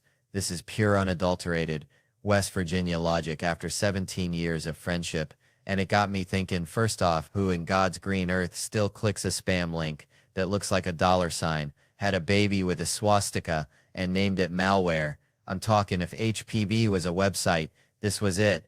But no, he saw that blank email, subject line, reading, check this out, which, let's be honest, I ain't ever uttered in my life, and thought, all right, Theo's peddling snake oil, which is insulting because if I was going to shill herbal Viagra to my entire contact list, it wouldn't be a 2-column email blast. I'd craft a goddamn novel, something like Dear Friends, Famlin, folks I met at that all-night Waffle House in '09, comedy's gone south, and my Cayman Island business partners, and I have concocted a miracle cure for bedroom blues. Click the swastika for the world's ugliest website, pink on purple, just how we like it. See, gotta sell the dream, you know. Anyway, turned 30 recently, watching movies different now. Used to root for the hero, now I'm vibing with the side characters, the ones rolling their eyes like, oh great, another Spider-Man, feeling like I'm watching a squirrel try to parallel park. Reminds me of Michael J. Fox in Back to the Future, that was my jam. Wanted to be Marty McFly, but watch that movie again, and it's wild, this 17-year-old kid's best friend is a disgraced nuclear physicist, and nobody bats an eye. We're all just like, yup, checks out. Like seeing a cat driving a track. That movie is bananas. Imagine pitching that in a studio. Like, all right, family action movie. Lazy high school kid. Sleeps in. But get this. His best friend's a disgraced nuclear physicist. No, not a student. A 40-year-old weirdo. And the studio execs nod. Okay. They build a time machine. Stop the Kennedy assassination. And you gotta swallow your pride. Say, nah man. He goes back in time. Tries to hook up with his mom. Watch their faces. But don't worry, Biff shows up, tries to assault her, Dad saves the day, and we're saying a white guy wrote Johnny B. Good, and some head green like that. That's Hollywood, folks, like a raccoon running a bank. Only in America they ask if it's Back to the Past, but you gotta stick to your guns. No, Back to the Future, 'cause only in a movie can you have a disgraced nuclear physicist and a horny time-traveling teenager in the same frame. It's like a fever dream in a can. Like putting ketchup on grits, just plain wrong but undeniably entertaining. And people ask me if I smoke marijuana. I tell I don't need another reason to crave Cheetos. I already crave Cheetos like a dog chases a mail truck. You ever see a dude hit on a girl by yelling at her through a crowd? Hey, you with the tits, move it, losers. I'm Granos. That's the world we live in, folks. A world where disgraced nuclear physicists are best friends with horny teenagers and Greg yells at women from across the room. Bless their hearts. Growing up back in the holler, we had this old hound dog. Blue, dumber than a box of rocks soaked in moonshine, I swear. The dog thought a vacuum cleaner was the devil himself. Would bark at it till he passed out, bless his heart. Reminded me of my Aunt Tammy trying to work a smartphone. Just pure, unadulterated panic. But Blue, he had this one trick. See a squirrel, he'd chase it right up a tree, then just sit there wagging his tail, barking at the branches like he was waiting on a winning lottery ticket. Which brings me to this fella, Craig. Met him at the bank. Not a teller, not security, just loitering. Like a scarecrow forgot its job. I said, how you doing, out of southern politeness, you know, the kind Granny drilled into you for she hit the hard stuff. And this dude, Craig, launches into a dissertation on his upcoming trip to Virginia, like I'm his damn travel agent or something. Turns out he's visiting his sister after 15 years. Never been before. I'm thinking, buddy, you got more baggage than a Kardashian going to a yard sale, and he just drones on monuments and whatnot, and I'm trapped, man, like a possum in a parking lot wanting to scream, I just want to deposit this check so I can buy more jerky, leave me be. But he's got me cornered, this social vampire, and he actually says, I'll be here when you walk out. Like it's a threat, not a promise, and that's when it hit me, this whole how you doing thing. It's a social contract, a gentle dance. Not an invitation to your therapy session. You got to keep it light, people, like a firefly on a summer night. Fine or great is all you need. Anything else is like showing up to a potluck with a plate of roadkill. Just ain't right. So next time somebody asks, remember Craig and keep it brief. Unless, of course, you want to unleash the hounds of hell on an unsuspecting stranger, then by all means tell him about your bunions. Man. College, right? I swear. I just got a letter from my alma mater. Felt like Christmas morning, kind of, you know, until I opened that sucker up. Said, hey, Theo, remember us. We're the reason you're in debt. Just kidding, mostly. Then they hit me with this line, and I'm paraphrasing here because I threw the damn thing in the trash after, but it was basically, hey, cough up some dough. We want a gift, but, you know, only if it jingles. Now, I'm no mathematician, but back when I was slurping ramen in that glorified daycare, I was forking over about 15 grand a semester, twice a year for 4 years. Do the math, folks. That's like 120,000 clams. I practically bought the damn library. So, excuse my French, but are you telling me that after I essentially funded a small African nation's GDP with my tuition, you got the audacity, the sheer nerve to ask for more? What is this, a hostage situation? I feel like I'm dealing with my cousin Gary. You know, Gary. Showed up to Thanksgiving wearing a wife beater asking for $20 for gas, even though his car's been up on blocks in the yard since the I-2K. Where's that money even go, college? Did you build a solid gold statue of the dean? Is there a secret underground bowling alley I never knew about? I bet it all went into those stupid study abroad programs where kids go to Italy and take pictures of pizza. Meanwhile, I'm eating ketchup packets in the library, trying to decipher Shakespeare with a hangover the size of Louisiana.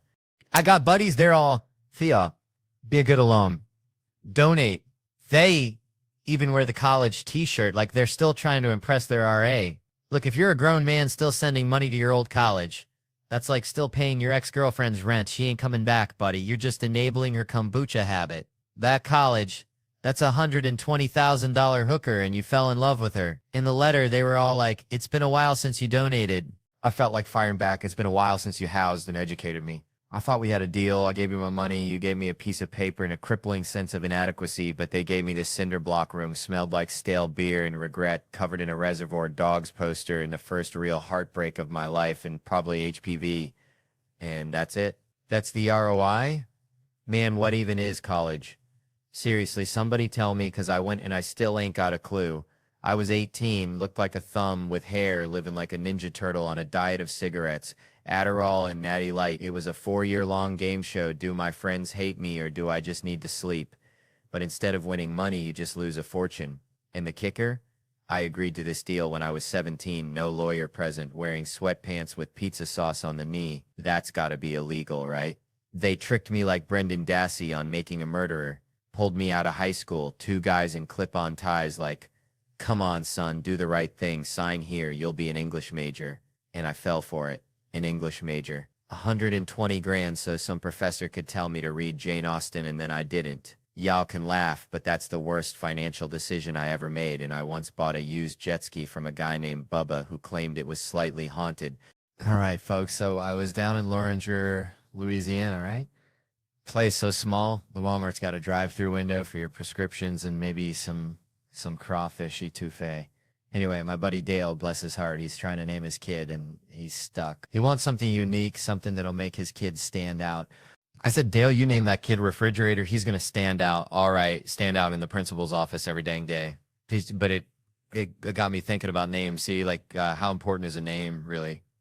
This whole Emmy thing reminds me of it. This comedian, John Mulaney, right, wins an Emmy, which is like winning the Super Bowl for people who tell jokes instead of throwing balls in some website deadline. They mess up his name. They call him Jew Open like he's a new medication for toe fungus or something.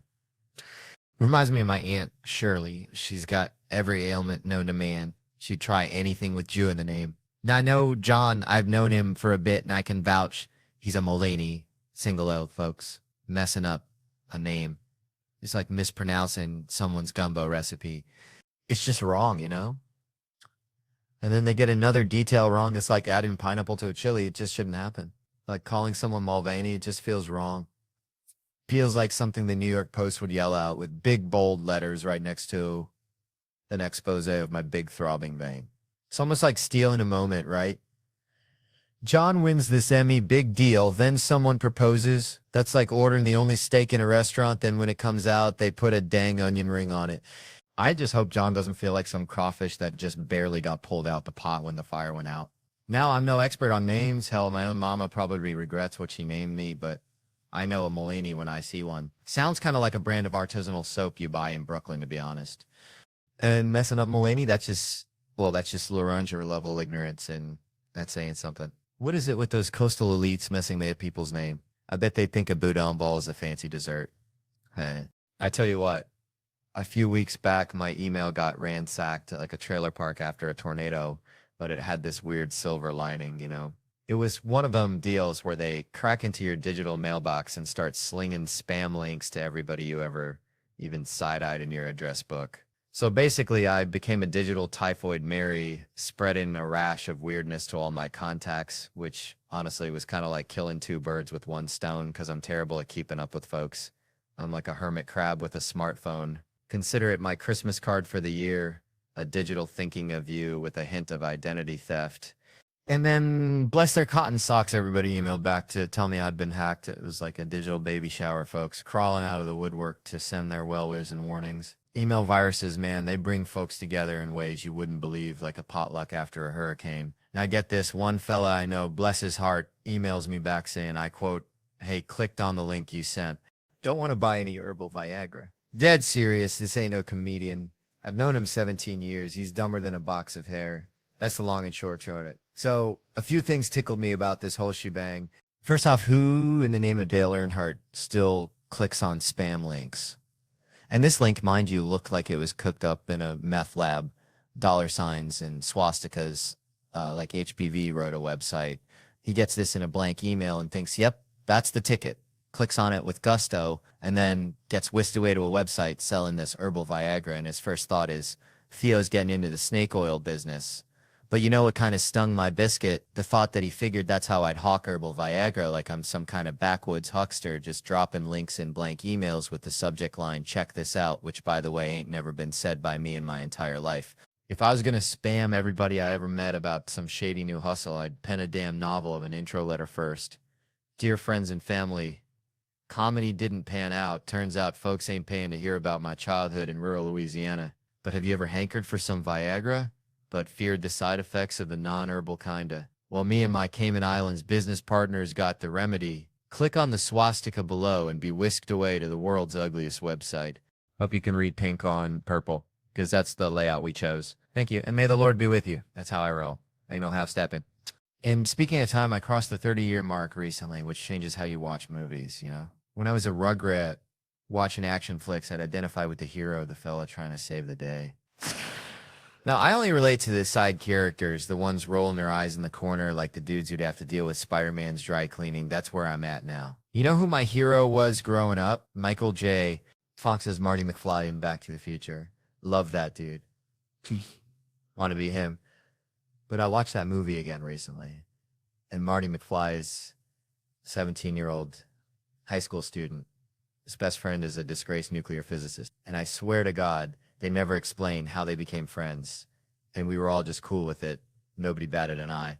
We were just like, who's his best friend? A disgraced nuclear physicist? Okay, yeah, proceed. Yep, that checks out. Proceed with the movie. Back to the Future is a classic, no doubt, but it's a downright bizarre movie. I'm telling you. Imagine the pitch meeting. Two fellas strolling into a movie studio saying, okay, we got an idea for the next big family action movie. It's about a fella named Marty. He's a high school student. Real lazy. Always sleeping late. The studio guys are like, okay, is he cool like Ferris Bueller? And the writers are like, nah, but he's got a best friend. Yeah? Who's that? Oh, just a disgraced nuclear physicist. I'm sorry, is this another student? Oh, no. This other guy's like 40 or 80. We ain't sure how old he's supposed to be. Anyway, so one day, the boy and the scientist, they build a time machine. Whoa. Okay, I see where this is going. Let me guess. They build a time machine and go back in time and stop the Kennedy assassination. Oh, no. It's a real good idea. We didn't even think of that. Okay, well, what do they do with the time machine? Well, now I'm embarrassed to say. All right, here goes nothing. We thought it'd be fun if the boy, went back in time and tried to make moves on his own mama. So we thought that'd be a hoot. And then, oh yeah, no, but don't worry, he doesn't actually get to Netflix and chill with his mom because this family friend named Biff shows up and tries to have his way with her in front of the son. And then the dad, he has to defend her honor. And we're also going to say that a white man wrote Johnny Be Good. So we're going to take that away from them too, just for kicks. Well, this sounds like a fantastic movie. We are definitely going to make this. Now, you say they go to the past. You want to call it Back to the Past? No. Back to the Future. Right, but they go to the past. Yeah. But it's like, what? A sweet tea is going on. Man, y'all ever been to London, Canada? It's like, bless their hearts, right? They're trying, but it's like naming your kid Elvis Jr. You just set him up for disappointment, Reminds me of this one time. I was at Starbucks trying to be healthy, ordering just a black coffee. And this chirpy barista hits me with the welcome to Starbucks. What can we get you to eat today? I swear it's a conspiracy. They're pushing breakfast sandwiches harder than a used car salesman on payday. I'm thinking, lady, I came here for caffeine, not a guilt trip. I miss the honesty, the brutal, beautiful honesty of In-N-Out Burger. Pull up, order a double, animal style, fries and a Coke, and they hit you with the will you be eating in the car. They ain't judging. They know you're about to commit a culinary crime against humanity right there in your Honda Civic. It's pure unadulterated shame, and I respect that. Yes, it's pure unadulterated shame, and I respect that. It's like, I need that honesty. Like my dad, Lord rest his soul. He was the same way all the way back to Christmas Day when I was 12. And my sister says she wanted to smoke weed. My dad goes right into these war stories. You want to know what I think about marijuana? I saw one guy at a party with a cigarette. I left immediately. That's the first story, and the second one is about him wanting to murder the Viet Cong for selling it to his Marines. Like nothing in between. No trying it to see what's up. Just pure and unadulterated story time with no nuance. It's like religion, ain't it? I respect all faiths, Christian, Muslim, even you Jews doing your thing. But if you're a Scientologist, you can go straight to hell. Man, I'm down in Orange County, right? Real deal OC. Not that fake LA garbage. And I hear this story about a chopper dude. Pops built this tour business for 38, like clockwork, then hands it off to his son, American dream kind of stuff, right? Like, son, here's the keys. Don't screw it up. Keep the Von Erichs of helicopter tours going. And the kid's all right, Dad, love you too. Gonna make you proud.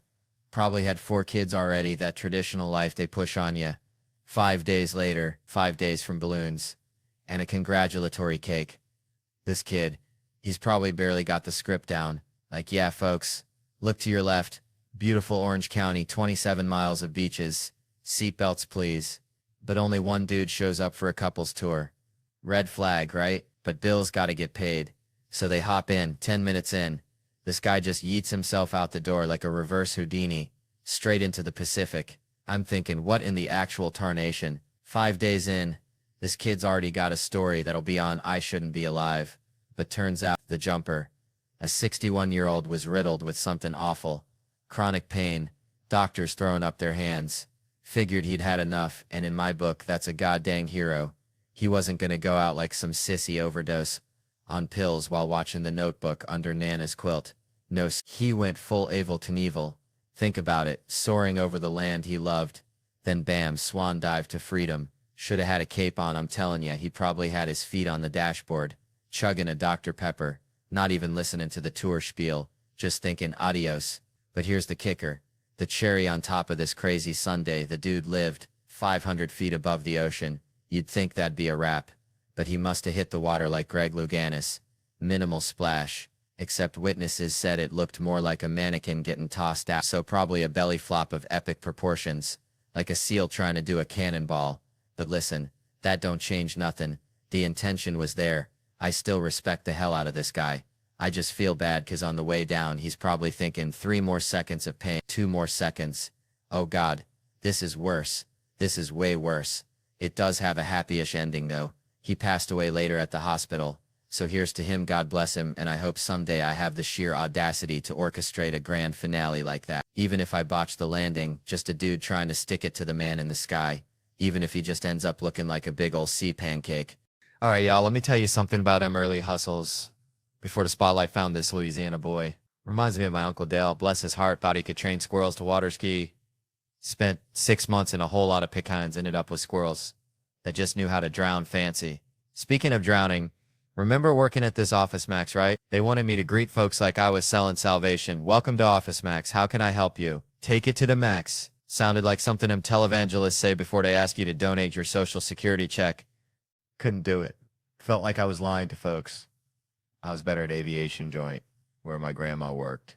And I remember going out with a girl from work who was proud of her promiscuous ways. Then I did some time vacuuming, but in a weird way where I threw dirt in front of people and then vacuumed it up.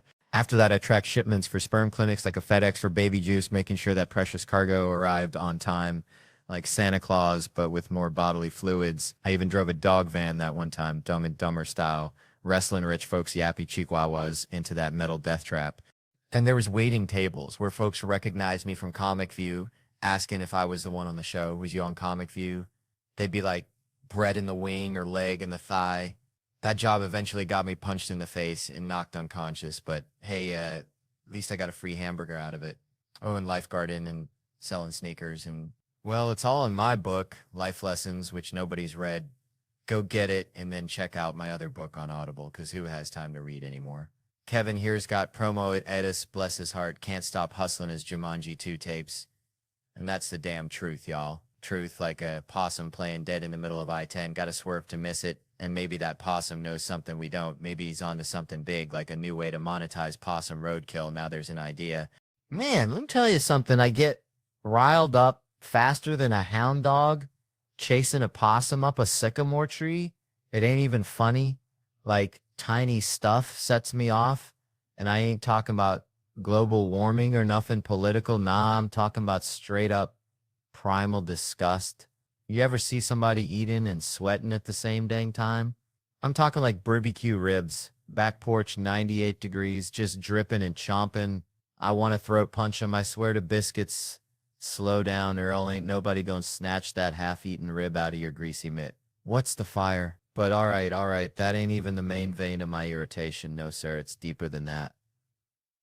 Recently, I've come to this realization, and y'all might not like it, but I ain't sugarcoating nothing for nobody. I ain't got no patience for folks who ain't blessed with the looks. I said it. It's out there. Hang with me now. Don't go throwing tomatoes just yet. See, it ain't about being shallow. It's about the neediness, the constant excuse me. Where's the bathroom? Can you help me with this? Like, I want to treat them like stray cats. Get out of here. Go on scram. It's just too much. Too damn much. Let me paint the picture so you don't think I'm just some backwoods monster. I'm at the bank, right? Normal Tuesday, pulling out of the parking lot. Gotta stop at that little booth, give the fella my ticket. So this dude, bless his heart, slides open the glass, leans out, and this fella could curdle milk with his gaze. But when he sees me, Theo Vaughn, he just lights up like a Christmas tree, practically drooling all over his ugly mug, all up in my face like Kevin Hart running the drive-thru. And he's, I ain't letting you out of here till you tell me why you chose us, why you bank with the us. I'm thinking, bro, I got crawfish to boil. I ain't got time for your existential crisis. But he's serious, dead serious, staring right through me. So I say, fine, customer service, loan rate free check in there, happy now? And this is where I almost lost it. He goes, that's all you had to say with your little ugly ass. I said, did you just call me ugly? And he hits the button and I'm gone, fuming. I'm at Chipotle 2 blocks down, lines wrapped around the building, all because of this troll booth encounter. So I'm standing there ready to explode, and this woman behind me says, all sunshine and rainbows. Oh, it's such a beautiful day. I'm about to lose my damn mind, turn around and unload the whole clip. But then I see her. This woman could launch 1,000 ships. I mean, straight up goddess. And suddenly I got all the time in the world. I'm Miss Rogers. You know what? It is a nice day. We need some rain, though. Haven't had rain in a minute. And she just turns around and says, I wasn't even talking to you. Oh, hell no. Excuse me. I just got to know what made you choose Chipotle today. Silent. Then she says, I'm not telling you that, immediately making me realize I was the unattractive person in that conversation. And I know y'all probably ain't gonna like hearing this, but I'm telling you, no matter how good you think you look, you probably don't look that good. And the universe will remind you, like my wife, we were watching TV. That little golem monster from Lord of the Rings comes on all twitchy and weird, and she says, oh my god, babe, you do that? I said, bitch, what did you just say to me? Calling me a monster to my face? Is this how you treat people in this house? So I get it now. We're all just Smeagol trying to find his precious, even the beautiful ones, and probably especially the ones who work the bank booth. Man, timeshares. Remember those? It's like the mullet of vacation ownership. Business in the front, party in the back of your bank account getting drained. Reminds me of my Uncle Dale. Used to sell vacuum cleaners door to door. Swore he was going to retire on dirt futures, whatever the hell that was. Anyway, timeshares. Thought Airbnb killed him. But then I started thinking Airbnb's just a timeshare with extra steps, right? You're sharing somebody's time and probably their questionable hygiene habits. Let me tell you, I ain't trusting no stranger's loofah. That's where the swamp creatures breed. I'm telling you. Speaking of swamps, used to stay in these budget motels back in Louisiana. Felt like I needed a tetanus shot just looking at them. But hey, $60, and at least I knew the roaches were paying rent just like me. Now, Airbnbs, they want you filling out forms like you applying for a goddamn mortgage, then they got signs everywhere. Don't flush the toilet paper, pet the cat, but not too much. It's like taking a pop quiz on somebody else's weird life. Went on vacation once, end of December, first one in years, felt like a damn alien. Stayed at a resort, though. No way I'm trusting Brenda from Des Moines with my vacation serenity. Hotels impersonal. Hell yeah, that's the point. I want anonymity. Not a family photo album staring at me while I'm trying to unwind. Imagine getting intimate in an Airbnb surrounded by pictures of strangers skiing in Tahoe. Talk about a mood killer. It's like getting blue-balled by a stock photo. Tried the Airbnb thing once. Peak pandemic, figured I'd live large in Phoenix, rent a mansion with a basketball court and a pool. Baller status, baby, but the gig got canceled, only got half my money back. Felt like I got scammed by the Monopoly man. All right. Now, so boom, let me tell you something. Grew up down in Little Ranger, all right? Smallest town you ever did see. Except maybe for that time I saw a cat here in a tiny cowboy hat in a dollhouse. Smaller than that even. And there was this fella, Billy Bob, no relation to Thornton's or whatnot. But this Billy Bob thought he was Bruce Lee, even though he looked more like a possum trying to do the splits. Anyway, Billy Bob was all about martial arts, always saying it was the only way to know which style was the real deal. Like figuring out if Tabasco sauce really goes on ice cream. Some things you just got to try. And he'd go on about how they need a place where folks can use anything, everything, fists, feet, headbutts, elbows, even beating if that's your thing, because can a real fight, there ain't no rules except maybe don't poke a fella in the eye with a dirty stick. It's kind of like them UFC fights, right? Bloodiest, most barbaric thing ever, but also kind of honest, like seeing a politician eating a corn dog. You get a real good sense of what they're about. So Billy Bob always said he designed this arena, an octagon, so no one could run away, because when you're getting your butt whooped, sometimes you just want to bounce, like when you accidentally walk into a family reunion full of folks you ain't seen since you had that unfortunate mullet. So growing up in Louisiana, right, we had this neighbor, Mr. Thibodeau, who collected bottle caps, like, obsessively. He had him glued to his car, his house, even his dentures, I swear. But he always told me, Theo, boy, life's like a bottle cap, shiny and meaningless until you find the right bottle. And I never knew what that meant until I made this music video, see, because it all started with Segal. Yeah, that's Steven Segal, my sensei, the Aikido master, who's now like a Russian ambassador of Beef Bake or something. I wanted to honor him, even though the man looks like he's starring in a vodka commercial, you know? So we're there on set dancing for like 4.5 hours straight for an 80-second video. And let me tell you, those dancers are saints. They move like swamp angels, just grinding and shaking like it's nothing, while I'm out there looking like a confused crawfish in a hurricane, exhausted, everything hurting, but Segal would be proud. I know he would. Plus, we needed Bert Kreischer, my buddy, to play a bigger version of himself, which is kind of redundant, like ordering a double cheeseburger with extra cheese. But we needed his face. See, so we tricked him, told him we were filming promos for our podcast, Two Bears, One Cave, and he just sat there making faces like a chimpanzee trying to understand algebra, and they weren't even recording the sound. Just the video, pure genius. He's like a golden retriever, just happy to be involved, until he figured it out on the podcast. Pure gold. That moment was better than finding a 20 in your winter coat. But then came the fun part, killing Bert.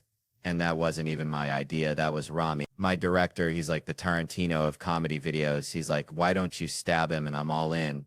Then it escalated. Stab, handgun, shotgun, machine gun. I'm feeling like I'm in a Rambo movie directed by Mr. Rogers. And I swear, I'm not a violent person. I just love a good visual gag. You know, afterward, everyone was asking Theo, how much did this cost? Like I'm freaking Elon Musk with a crawfish accent. But Rami hooked me up friend rates. He's a real one. So it wasn't six-figure, but it was more than Bert's therapy bill. I'll tell you that much. And to Bert, I gotta say I love you, man. It was fun, but let's be real, I can run faster, jump higher, I'm stronger, like a genetically modified otter. So, next time bring your A game. Or maybe just bring some bottle caps, Mr.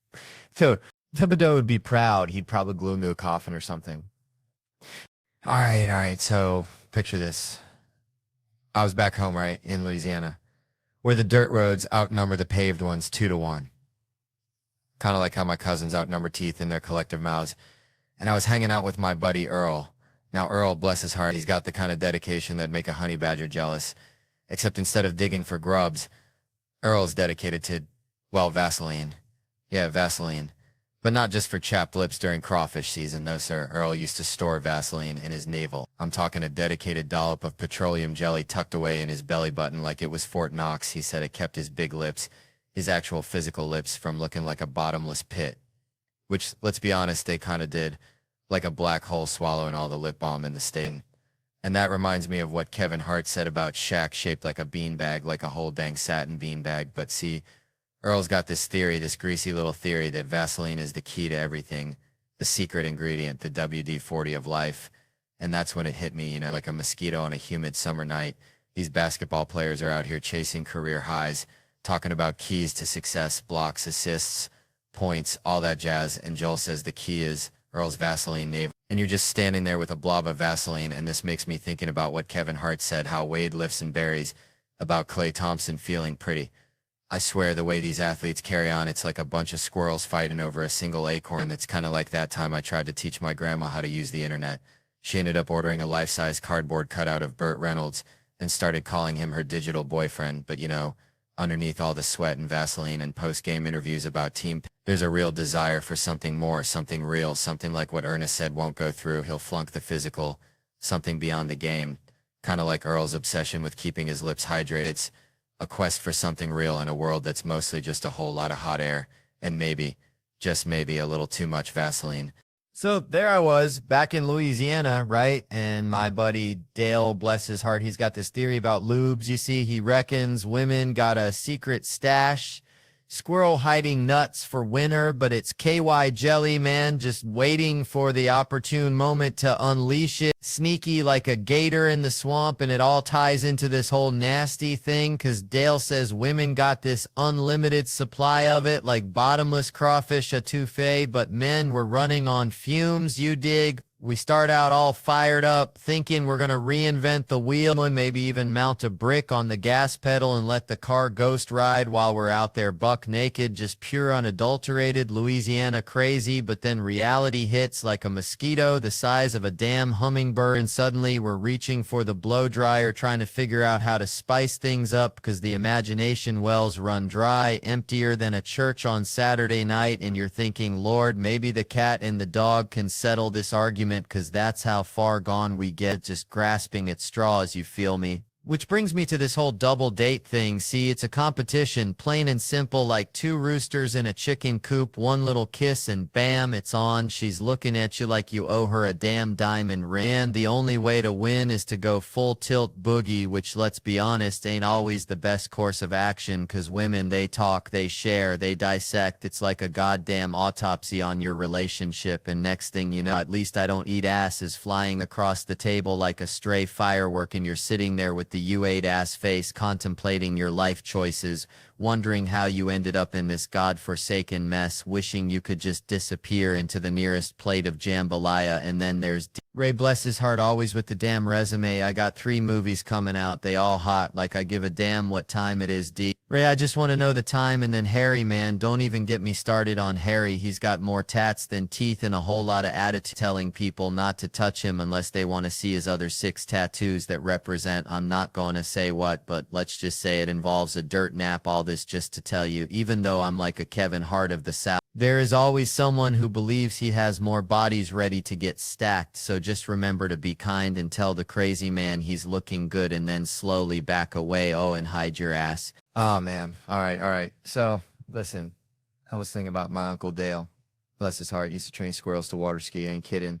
Literally skis, garden hose rigged up to a kiddie pool. Pure Louisiana genius right there. But that ain't the story. Nope. It's like, remember them old gas station attendants? The ones who checked your oil and kicked the tires? That's how I feel sometimes trying to piece together this whole abortion doctor situation. Like, how do you end up there, you know? Is there some kind of career day where they hand out pamphlets saying, want to work with tiny humans, but like not really?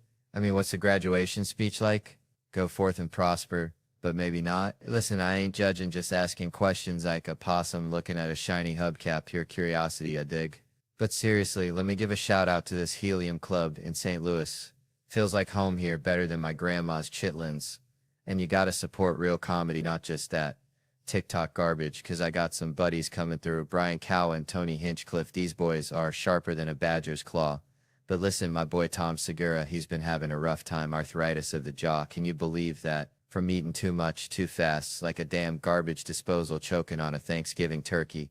Doctors wired his jaw shut. Poor fellow looking like a mumbling woodpecker, can't even tell jokes, gotta slurp his gumbo through a straw in those keto protein bars. Lord have mercy, that's some high-grade suffering right there. He'll be here in July, just got his wires cut fresh as a newborn calf, so y'all show him some love, 'cause that boy is funnier than a screen door on a submarine. So raise your glass to Tom Segura. May his jaw heal quick and his jokes land harder than a wet sack of flour.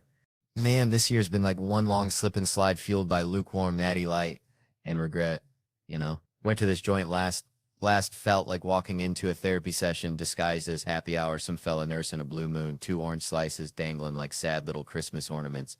And I'm thinking, buddy, you ain't got a problem, you got a brunch order. I'm chasing the dragon with Hennessy, talking to this Kroger employee. Guy sounds like he's fighting off existential dread between aisle 5 and the frozen pizzas. And I picture him answering the phone, some lady yelling about a busted can opener, and he's got to be like, hold on, ma'am, let me just snort a line and crack open a blue moon, 'cause Kroger's testing my will to live today. But hey, ain't we all in customer service in some way? A doctor's just selling you a few more laps on the carousel. I'm here slinging jokes like day-old donuts. And even that raccoon rummaging through your trash is providing a service. Just a real niche market, see, we're all just trying to keep the lights on.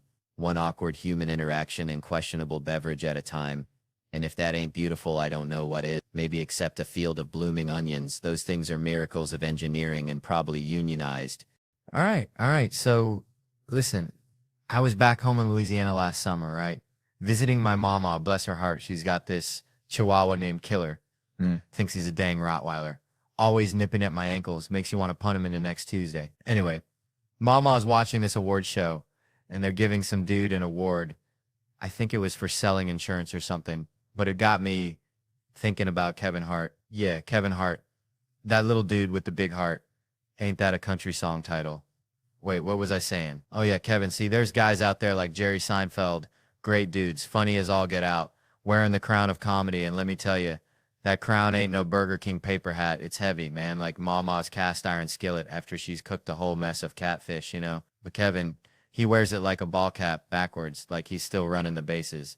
And that dude, he sold 500 million tickets. That's more than people at a Walmart on Black Friday. I tell you what, that's biblical. That's Noah's Ark full of people watching him. And I checked because that's how I do. I get my facts straight like a Baptist preacher, and he ain't just funny. He's a good dude, helps people out, goes back to Philly, which, let's be honest, takes guts. It's like wrestling a gator, you know, but he does it, and he probably feels like trash sometimes. We all do. Like that time I ate a whole bag of gas station sushi, but you'd never know it. Never see him fate. See, I wish he was there when I got my dang trophy. He's one of the greatest men I've ever met. It's like, I'm honored to know him, like meeting Dolly Parton, only funnier and with better abs, probably. And that's the truth. Even if it is like a fever dream after a crawfish boil. All right. So growing up in Louisiana, right, we had this kind of swampy, murky creek behind the Winn-Dixie. And my pops, bless his heart, thought it was the perfect place to teach me how to swim. Now, I was like 7, maybe 8, all elbows and knees, scared of everything that wasn't a crawfish boil. And I told him, Dad, I can't swim. I ain't got no swimming skills, just my natural charm. He just looked at me, this kind of squinty-eyed look, like I was speaking another language, and goes, boy, you got 2 arms, 2 legs, and a heartbeat. You can swim. Get in that damn water. No instructions, no floaties, just pure, unadulterated Southern logic. He just picked me up like a sack of potatoes, chucked me into the deep end, 7 feet of Louisiana gumbo. And let me tell you, folks, I went down faster than a politician's approval rating after a scandal. I'm flailing, gasping, swallowing half the creek, thinking this is it. This is how I meet my maker. And all I hear is my dad yelling, don't you dare drown, you little varmint. I ain't paying for no funeral. Like, seriously? So I doggy paddled my way to the edge, coughing up creek water and broken dreams. And the whole ride home was just silent, awkward, like a possum at a debutante ball. All right, settle down, y'all. I'm gonna tell you something. See, I had this buddy back home, Cletus, bless his heart. Cletus thought he was John Mulaney's cousin or something. He'd walk around yelling sack lunch bunch, like he invented sliced bread. The sack lunch bunch. Cletus couldn't rhyme if you glued a dictionary to his forehead. Reminded me of that time I tried to teach my grandma's Chihuahua Pee-wee to play the harmonica. Disaster. So anyway, Mulaney calls it the sack lunch bunch, and Cletus is running around like he invented it. I remember when I was a latchkey kid, back when that was a bad thing. Like, the news would show these sad kids looking lonely, and I'm over here living my best life, watching He-Man and eating peanut butter straight from the jar. They acted like us latchkey kids were going to burn the house down or join a cult. But we were just trying to survive on TV dinners and the wisdom of the Thundercats. And Mulaney's got the sack lunch bunch with 2 words rhyming, which is about as much rhyming as Cletus can manage after a 6-pack of Mountain Dew. They got Eli Bolin doing the music, and tell you what, that's just plain beautiful. I wrote a song with Justin Timberlake once, won an Emmy. Now the ballad said Justin Timberlake song, and below it was Mother Lover, which was a banger. I'm telling you, it was like those confusing ballads they got down in Palm Beach, Florida. Like Justin Timberlake song, then a way more famous Justin Timberlake song. People probably voted for the wrong one. That's why I always tell people to just vote for the guy. I have the best hat. Grandma's boyfriend, Paul. Now there's a tune for you. And noodles and a little bit of butter. I think that's my kind of fancy eating. Then there's do flowers exist at night. That right there, that hits me in the feels. Mulaney says he can't picture a flower at night, and honestly, neither can I. I lay in bed thinking about that stuff. What about those tulips in front of my house when I was 9? What were they doing at night? Were they sleeping? Were they plotting against me? My brain is just a swamp of weird thoughts. You know, if you worked with kids on set, which, Lord have mercy, my friend, Dr. Kitty McPotch always says never work with children and animals. Kitty McPotch, yeah, she treats kids and animals, probably seen it all. But Mulaney, he don't that on. He's got 15 kids, and they're all hyped up, supporting each other, more mature than the folks at SNL. Bless their hearts. But those kids get riled up, yelling toilet mark at the clapboard, and Reese Thomas, the director, who's worked with everyone, asks them if they behave like that at school. And one kid goes, "We don't go to school. That's how you know you're in trouble." Richard Kine's in it too, a legend. But Mulaney wanted Michael Dukakis. Dukakis! Back when I was 6, he was huge. Mulaney wanted Dukakis to deliver a letter and be cheered for 30 seconds straight. Now that's the kind of comedy I like. He didn't get a script because Mulaney was delaying. Poor Dukakis forgotten. We all forgot about him. Half the country wanted him president, and they just banished him. All I remember is him riding around on that tank with the helmet on, looking like a confused turtle. And that was bad. They made him look like an idiot. And it's like, Like, nowadays, if Mulaney ran for president, they just take that pediatrician vet joke, slow it down, and be like, look at this idiot, and he'd be done for. Still over you, John Mulaney. All right. Settle down, y'all. Let me tell you something. Grew up in a town so small. The high school mascot was a question mark. Seriously, just a big old question mark on the field. People were confused. Even the cheerleaders were like, what are we cheering for? Uncertainty. It reminds me of this time my buddy Earl, bless his heart, tried to impress this girl by saying he was film Wedding Ring or two before the first one even hit theaters. Like telling people you already got a platinum membership to Beyonce's Beehive plus a +1 with Lamar Odom. Back when he was still rocking princess cut she jeans, which by the way is a crime against fashion, worse than Floyd Mayweather and them damn cowboy boots. Somebody lock that man up. Stylist needs to be fired or 2 Chainz showing up to court in a suit. Some things are just inherently wrong, like my Aunt Brenda's attempt to get on a reality show called Straight from the Heart, pushing past me like a damn offensive lineman to get in front of the camera saying hi from the heart while I'm trying to explain the earth is not flat.